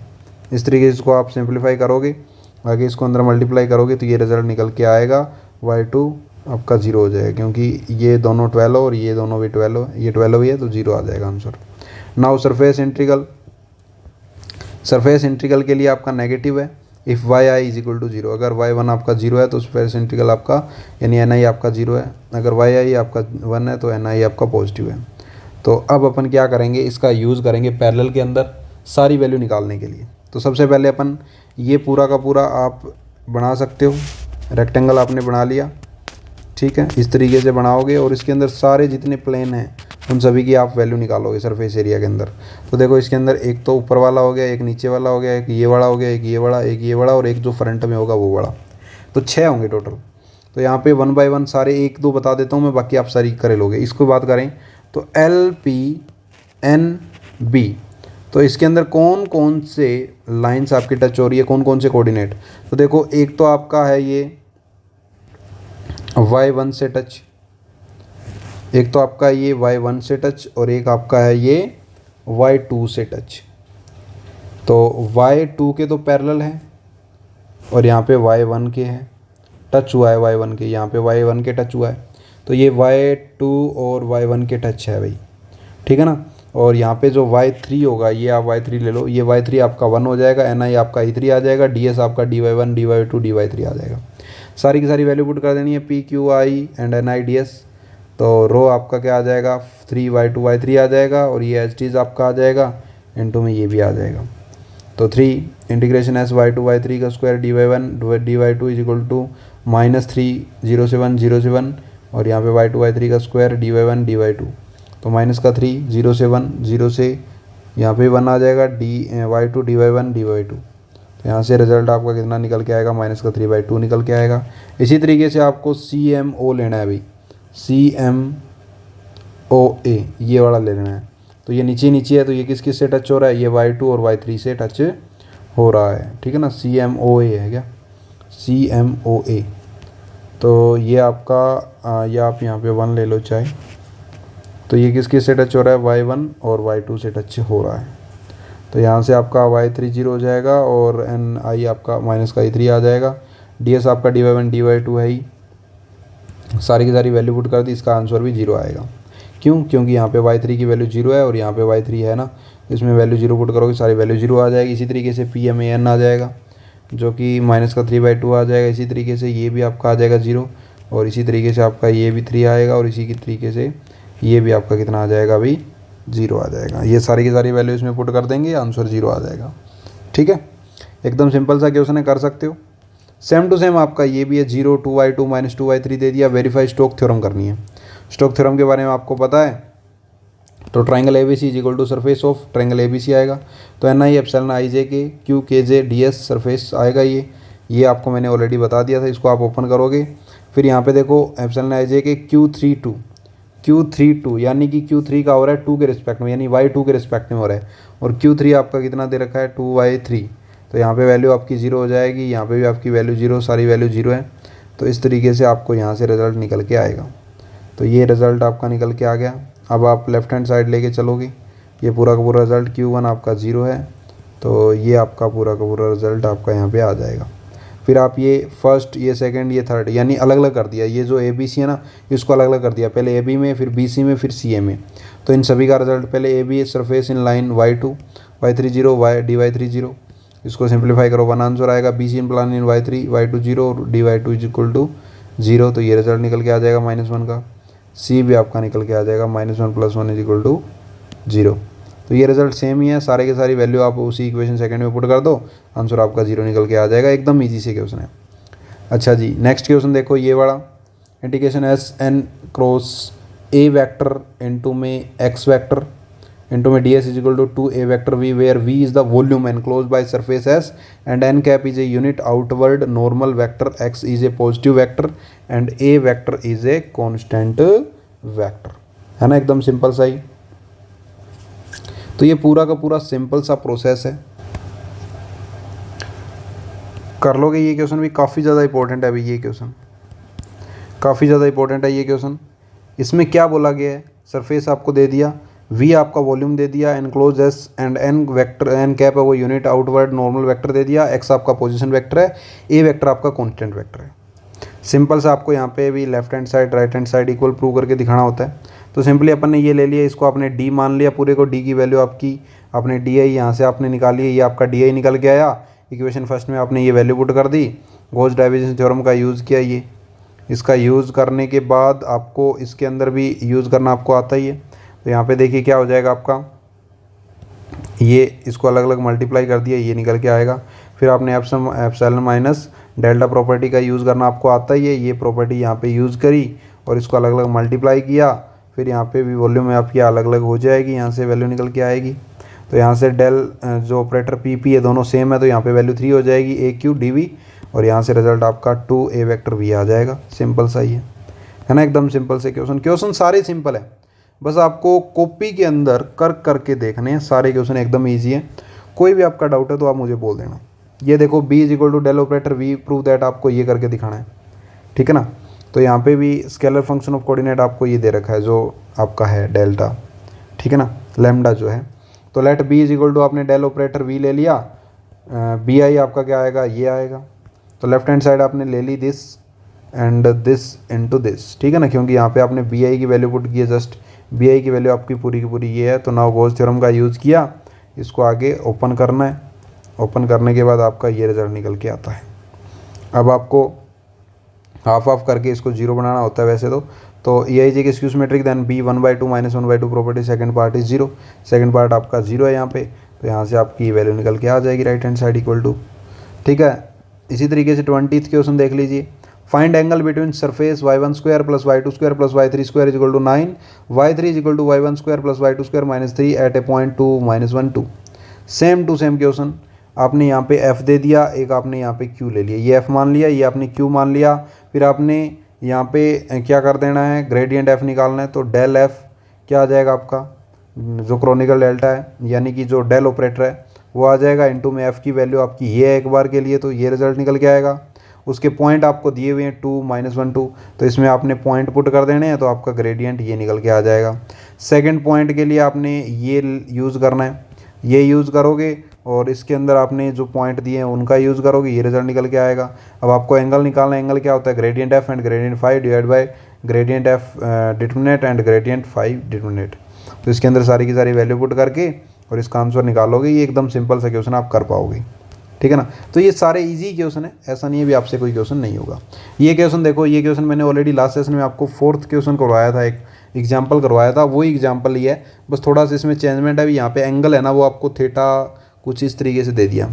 तो देखो, the component of vector A vector is in a set of A unprimed Cartesian axis, unprimed यानी कि जो फिक्स है, और A I A1 A2 A3 find the component A with respect to primed axis, यानी कुछ primed यानी कुछ उसमें चेंजमेंट हो रहा है, obtained by the rotating the unprimed axis through an angle theta, theta angle से वो क्या हो रहे हैं, चेंज हो रहे हैं about y3 axis. y3 axis का मीनिंग क्या हुआ, अबाउट y3 एक्सिस का मीनिंग ये हुआ कि y3 के अंदर कोई भी चेंजमेंट नहीं हो रहा है, बाकी के अंदर थीटा चेंजमेंट हो रहा है। तो देखो, ये y3 के ऊपर तो y3 डैश आ ही जाएगा क्योंकि उसमें कोई चेंजमेंट नहीं है। y2 से y2 डैश हो जाएगा यानी कि थीटा चेंजमेंट है, इसके अंदर भी आपका थीटा चेंजमेंट है। अब आपको यहाँ पे इसको बनाने के लिए y1 y2 y3 डैश लगा लो, a1 y1 y2 y3 निकालो। तो y1 dash and y1 dash and y2 मैं एक बता दूंगा, आपको बाकी कर लेने हैं ऑटोमेटिकली। y1 तो आपका है ये वाला, ये रहा, और ये y डैश रहा, तो इनके बीच में एंगल कितना है, थीटा ही है, तो कोस थीटा आ जाएगा। फिर आपका है y2 एंड दिस, तो देखो यहाँ पे y1 डैश तो आपका ये है और y2 आपका ये है, यही है ना, तो इसके बीच का भी एंगल कितना आएगा, थीटा ही आएगा, लेकिन क्या आएगा, माइनस का आएगा। तो कोस माइनस थीटा कितना हो जाएगा आपका, साइन थीटा। इसी तरीके से कोस 90 आ जाएगा, क्यों, क्योंकि y1 और y1 डैश और 3 के बीच में, इसके बीच में, तो इनके बीच का एंगल तो 30 होता ही है। इसी तरीके से minus sine theta and cos theta plus में कोस 90 आ जाएगा, और ये भी आ जाएगा रिजल्ट। ये पूरा का पूरा रिजल्ट आने के बाद आपको ट्रांसफॉर्मेशन ला का यूज़ कर देना, ए आई जे एंड ए जे। तो a11 ए आई प्लस में a12 a2 a13 a3, तो a1 कोस थीटा प्लस में a2 साइन थीटा, और माइनस का a1 साइन थीटा प्लस में a2 कोस थीटा, और यहाँ पे a3 आ जाएगा, यानी a1 dash a2 dash a3 dash आपने लॉ ऑफ ट्रांसफॉर्मेशन लॉ से इसको यूज़ करके निकाला है। इसी तरीके से आपका 22th क्वेश्चन है, if Q I y2 square y1 square and minus का y1 एंड माइनस का y3, verify Stoke theorem by the taking the line integral of Q I along triangular O A B whose vertices are respectively 0 0 1 0 0 and 1 1 0। तो यहाँ पे भी आपको direct पता लग रहा है स्टोक थ्योरम का यूज़ हो रहा है। स्टोक थ्योरम आपके माइंड में होनी चाहिए, स्टोक थ्योरम आपको पता है, परमुटेशन सिंबल का यूज़ होगा, सेम टू सेम उसी तरीके से ये भी क्वेश्चन आपका हो जाएगा। तो यहाँ पे आपने ये डायग्राम लिया, 0 0 पॉइंट आपका ये आ जाएगा, और ये 1 0 0 पॉइंट आ जाएगा, और ये आपका कितना पॉइंट आ जाएगा अभी, 1 1 0 आ जाएगा, है ना। एकदम सिंपल सा ही क्वेश्चन है, सिंपल सा ही पार्ट है, एकदम अच्छे तरीके जैसे अपन ने पीछे क्वेश्चन किया था वही है। तो यहाँ से आपका क्या आ जाएगा, राइट हैंड साइड लेके चलोगे, परमुटेशन सिंबल के अंदर इसको यूज़ करना होता है, आपको पता ही है। तो यहाँ पे देखो, ये वाली वैल्यू 1 3, तो ये तो 1 हो जाएगा, फिर 3 2, यानी कि 3 का आपका 2 के रिस्पेक्ट में कर रहे हो। 3 के अंदर वैल्यू है माइनस का y1 माइनस का y3, इसका आप रिस्पेक्ट में किसके कर रहे हो, dy2 के रिस्पेक्ट में कर रहे हो, तो इसका तो 0 आ जाएगा क्योंकि y2 के रिस्पेक्ट में कर रहे हो, और ऊपर आपका y1 और y3 है, y2 तो है ही नहीं, तो ये तो पूरा पार्ट कांस्टेंट हो गया, और कांस्टेंट का डिफरेंशिएशन 0 होता है भाई। इसी तरीके से आपका नेक्स्ट जो है क्या निकालना है आपको, इसमें निकालना है 2 3 का निकालोगे तो वो भी 0 ही आएगा, ठीक है ना, करके देख लेना। फिर 3 1 की वैल्यू आपकी यही है, लेकिन 1 के रिस्पेक्ट में कर रहे हो, तो 1 के रिस्पेक्ट में करोगे, इसका कितना आ जाएगा, 1 आ जाएगा, ठीक है। इसी तरीके से आप इसका कर लोगे, 0 आएगा, तो इसको आप सिंप्लीफाई कर लेना, नो प्रॉब्लम। तो इसको आप सिंप्लीफाई करने के बाद अपनी जो इक्वेशन है फर्स्ट, उसमें आपको वैल्यू पुट कर देनी है। तो E3 0 E1 0 E2 2 इंटू में y1 माइनस y2 E3 आ जाएगा। 2 आपका यहाँ से बाहर आ जाएगा, इसको आगे सिंप्लीफाई कर देना है, तो यहाँ से 1/3 आपका निकल के आएगा। फिर आप लेफ्ट हैंड साइड निकालोगे इसी तरीके से, ठीक है ना। लेफ्ट हैंड साइड के अंदर जैसे अपन ने ऊपर किया था ना, चारों पार्ट अलग अलग हो गए थे, उसी तरीके से OA AB BO, ठीक है ना, ये सारे के सारे पार्ट आपके अलग अलग हो जाएंगे। तीनों की वैल्यू आप अलग अलग निकाल सकते हो, जैसे पीछे वाले क्वेश्चन में निकाली थी, वैल्यू पुट कर देना, आंसर निकल के आपके सामने आ जाएगा। ठीक है, एकदम सिंपल सा ही पार्ट। 23rd क्वेश्चन देखिए, verify goes theorem for the function fi आपको दे रखा है y1 y2 y3 का स्क्वायर, 2y3 y3 और y2, defined the tetrahedron bounded by planes y1 y2 y3 आपका 0 से लेके कहाँ तक जाएगा, y1 y2 y3 equal to 1 तक जाएगा। तो देखिए गोज डाइवर्जेंस थ्योरम आपको पता है, उसका यूज़ हो रहा है यहाँ पे सिंपली f11 f22 f33। तो इसका क्या आ जाएगा, f11 f22 f33 की वैल्यू आपको यहाँ पे पुट कर लेनी है। 1 के रिस्पेक्ट में डिफरेंशिएशन कर रहे हो आप इसका, तो y2 कांस्टेंट है वो आ जाएगा। अच्छा जी, इसका कर रहे हो y3 का 2 के रिस्पेक्ट में, तो 0 आएगा। अच्छा, इसका कर रहे हो आप 3 के रिस्पेक्ट में, तो देखो y2 आपका और 2 आपका कांस्टेंट है, ये आ जाएगा। तो ये दोनों रिजल्ट आपके 3y2 हो जाएंगे ना, इस तरीके से कर सकते हो। अब वैल्यू आपकी कहाँ से कहाँ जाएगी, इसके अंदर ये माइंड में रखना होता है भाई। तो ये चीज़ आपको इम्पोर्टेंट है भी। अगर y1 की बात करें तो 0 से 1 पे जाएगा, और y2 की बात करें तो 0 से 1 माइनस y1 पे जाएगा, और y3 की 0 से 1 माइनस y1 और y2 पे जाता है। तो यहाँ पे सिंपली आपको क्या कर देनी है, वैल्यू पुट कर देनी है और आंसर निकाल लेना है। तो ये 3 आपका बाहर आ गया, y1 0 से 1 गया, y2 0 से 1 माइनस y1 पे गया, और y3 आपका 0 से 1 माइनस y1 माइनस y2 पे गया। ठीक है ना, तो यहाँ से 3 इंटू 0 से 1, 0 से 1 माइनस 1, और y2 y3 0 से 1 minus y1 y2, dy1 dy2 आ जाएगा, नो प्रॉब्लम, क्योंकि y2 तो आपका बाहर ही पड़ा है। तो यहाँ से 0 से 1, 0 से 1 माइनस y1 और y2, यहाँ पे आपका क्या आ जाएगा, अपर लिमिट पुट कर दी, 1 minus y1 minus y2, dy1 dy2 आ जाएगा। तो 0 से 1, 0 से 1 माइनस y2, इसको अंदर मल्टीप्लाई कर दिया y2 को, तो ये रिजल्ट आया। फिर इसको आपने क्या कर दिया, इंटीग्रेशन ओपन कर दिया, अपर लिमिट पुट कर दी, फिर अगेन आपने इसका इंटीग्रेशन करके ओपन करना होता है, तो ये रिजल्ट निकल के आता है फर्स्ट इक्वेशन में। फिर आप इनके तीनों पार्ट को अलग अलग सोल्व कर लोगे, तीनों पार्ट को अलग अलग आप सोल्व कर लोगे, तीनों पार्ट को अलग अलग सोल्व करोगे, इनकी वैल्यू आ जाएगी, तीनों को एक साथ पुट कर देना, 1/8 आपका आंसर आ जाएगा। फिर इसी तरीके से इसका लेफ्ट हैंड साइड होगा, लेफ्ट हैंड साइड के अंदर आपको तीनों की तीनों ट्रायंगल लेनी पड़ेगी फिर, यानी कि पहले ये वाली ट्रायंगल ले लो नीचे वाली, फिर आप ये वाली ट्रायंगल ले लो, फिर आप ये वाली ले लो, फिर आप ये बड़ी वाली ABC ले लो, सारी की सारी लेके और सभी के सभी का आंसर आपको निकाल लेना है। सिंपल सा ही है, कुछ अलग चीज़ नहीं है, ठीक है ना। सारी वैल्यू आप निकाल लोगे, फिर आप यहाँ पे ABC जो प्लेन है उसका यूज़ करोगे, फिर आप टोटल यहाँ पे निकाल लोगे, जो कि रिज़ल्ट आपका कितना आएगा, 1/8 ही आएगा, ठीक है ना। तो ये भी आपको ट्राई करो। 24 है, verify Stoke theorem for a function. Stoke theorem का यूज़ करके आपको इस क्वेश्चन को करना है भाई, y1 y2 is equal to 0, y1 y2 is equal to a, ठीक है ना। 0 से a तक गए हैं, तो एकदम सिंपल सा ही है भी। एक तो आपकी कहाँ से कहाँ डायग्राम बनेगा, 0 से a पे बनेगा, फिर ये a से a जाएगा। तो integrate round the square in the plane y3 is equal to 0, both sides are along the line y1 is equal to y2 is equal to 0 and y2 and y1 is equal to a। तो by Stoke theorem का use किया है अपन ने यहाँ पे, S से 0 ABC। तो यहाँ पे सबसे पहले तो आपने प्रोमोटेशन सिंबल वाला पार्ट है वो सोल्व किया, इसकी वैल्यू आप निकाल सकते हो, नो प्रॉब्लम। फिर उसके बाद आपने इसका लेफ्ट हैंड साइड लिया, लेफ्ट हैंड साइड के अंदर अलग अलग पार्ट आपके ओपन हो जाते हैं, अलग अलग पार्ट आपके ओपन हुए, पहले फर्स्ट निकालो, फिर सेकंड, फिर थर्ड, फिर फोर्थ, ये सारी चीज़ें आपको ऑलरेडी निकालनी आती है, इक्वेशन में पुट कर देना, आंसर आपका निकल के आ जाएगा, नो प्रॉब्लम। इसी तरीके से आपका 26 क्वेश्चन है, Green theorem in a plane. तो यहाँ पे भी सेम टू सेम वही यूज़ हो रही हैं चीज़ें। तो यहाँ पे आपका एक पॉइंट तो आ गया 0 0, सेकंड आपका 2 से 0, 2 2 और 0 से 2। तो इसमें ग्रीन थ्योरम का यूज़ हो रहा है। ग्रीन थ्योरम आपको पता है, P आ जाएगा, Q आ जाएगा, D Q में dy1, dB में dy2 आ जाएगा। वैल्यू सारे आपके पास है ही, इक्वेशन आपको पता ही है, उसमें वैल्यू पुट कर दो, वैल्यू पुट करने के बाद आपका ये रिजल्ट निकल के आ जाएगा। फिर आप लेफ्ट हैंड साइड ले लोगे, OA AB BC CO, ये सारी की सारी आप OA भी निकाल लो ना, AB भी आप निकाल लेना, BC भी आप निकाल लेना और CO भी आप निकाल लेना, सारी की सारी वैल्यू पुट कर दो और ये आपका आंसर आ जाएगा। है ना, एकदम क्वेश्चन ईजी सा। सारे क्वेश्चन एकदम ईजी हैं, सब क्वेश्चन एक जैसे से ही हैं, बट आपको क्या पता होना चाहिए, गॉस थ्योरम क्या होती है, ग्रीन थ्योरम क्या होती है, ग्रीन थ्योरम इम्प्लाइन क्या होती है, स्टोक थ्योरम क्या होती है, इतनी सी चीज़ें आपको पता है। और जो इंपॉर्टेंट मैंने 10 पॉइंट आपको स्टार्टिंग में बताए थे वो बेसिक चीज़ें हैं, वो अगर आपको पता है तो कोई भी क्वेश्चन आप अच्छे से कवर कर पाओगे। जैसे ये एंड वाला क्वेश्चन आपका है यू डॉट यानी कि डिफरेंशिएशन डी यू बाई में D T is equal to W into में U is equal to and V dot यानी D V by D T W into में V, where U V W are vector quantity so that D by D T U into V किसकी को आएगा W into में U into में V. तो left hand side अपन लेके चलेंगे, यहाँ पे लेफ्ट हैंड साइड आपने ले ली, लेट आपने कर लिया U V this and this, इसको ओपन करना आता है आपको, आई जे के यू जे एंड वी के आ जाएगा, प्लस में आई जे के यू जे एंड वी के, ये इक्वेशन आ गई फर्स्ट। अब आप यहाँ पे यू डैश डब्ल्यू इंटू में U V U J is equal to epsilon J P Q and W P and U Q and V is equal to आपका ये रिजल्ट आएगा।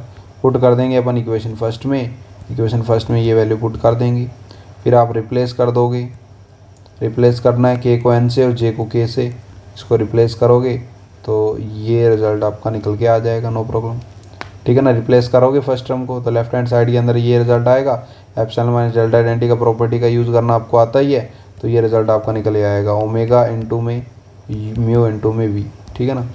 तो ये रिजल्ट आपका निकल के आता है लेफ्ट हैंड साइड का। तो दोस्तों आज के सेशन में अपन ने लगभग मैं आपको बताऊं 28 प्लस में 3 यानी कि 31 आपने क्वेश्चन किए हैं। तो मैं 30 मान लेता हूं क्योंकि एक दो क्वेश्चन बीच में मैंने नहीं करवाए हैं, वो इसलिए नहीं करवाए हैं क्योंकि वो अपने सिलेबस में भी नहीं है। जैसे 27 हो गया, ये मैंने नहीं करवाया आपको। इसके अलावा अपना जो 23 था वो भी मैंने आपको नहीं करवाया, 24 था या 3 था, इस तरीके से था, वो भी मैंने आपको नहीं करवाया। तो जो इंपॉर्टेंट पोर्शन थे वो मैंने अच्छे तरीके से आपको कवर करवा दिए। नोट्स आपको आपकी एप्लीकेशन के अंदर मिल जाएगी, मैं भी वो आपको बोल रहा हूँ, एप्लीकेशन को आप डाउनलोड कर लीजिएगा अभी, क्योंकि उसके अंदर आपके मैथ के रिगार्डिंग सब चीज़ें आपको अवेलेबल करवा दी जाती है। नोटिफिकेशन आपको वहाँ पे आ जाएगा, maths by Jaideep Verma application आप डाउनलोड कर लीजिए अच्छे तरीके से, और वहाँ पे आपको नोट्स का ऑप्शन मिल जाएगा, जिससे आप अपना जो कंटिन्यू मैकेनिक्स है उसके जो क्वेश्चन है यूनिट फर्स्ट के अच्छे से कवर कर पाओगे। और आप कोई भी आपके पास क्वेरी हो, कोई भी आपका डाउट हो, कुछ भी XYZ, आप मेरे से कांटेक्ट कर सकते हो और अच्छे तरीके से आप कंटिन्यू मैकेनिक्स को कंप्लीट कर सकते हो। तो दोस्तों आज के सेशन के लिए इतना ही, मिलते हैं अपन नेक्स्ट सेशन में। तब तक के लिए आगे पढ़ते रहिए, बढ़ते रहिए, चैनल को सब्सक्राइब कीजिए, शेयर कीजिए और अपने फ्रेंड सर्कल में अपनी एप्लीकेशन के बारे में फुल शेयर कीजिए, ताकि जो बच्चे MSc BSc कर रहे हैं वो अपना फुल सिलेबस कवर कर सकें अच्छे तरीके से। और आप भी अगर सेमेस्टर फर्स्ट थर्ड MSc में कर रहे हो और आप अपना फुल सिलेबस कंप्लीट करना चाहते हो तो एप्लीकेशन के अंदर आपका कोर्स अवेलेबल है, अच्छे तरीके से आप अपना फुल कोर्स अवेलेबल को कंप्लीट कर सकते हो। तो अच्छे तरीके से कंप्लीट कीजिए स्टडी। तो दोस्तों आज के लिए इतना ही, मिलते हैं अपन नेक्स्ट यूनिट में, तब तक के लिए bye bye, thanks for watching, धन्यवाद।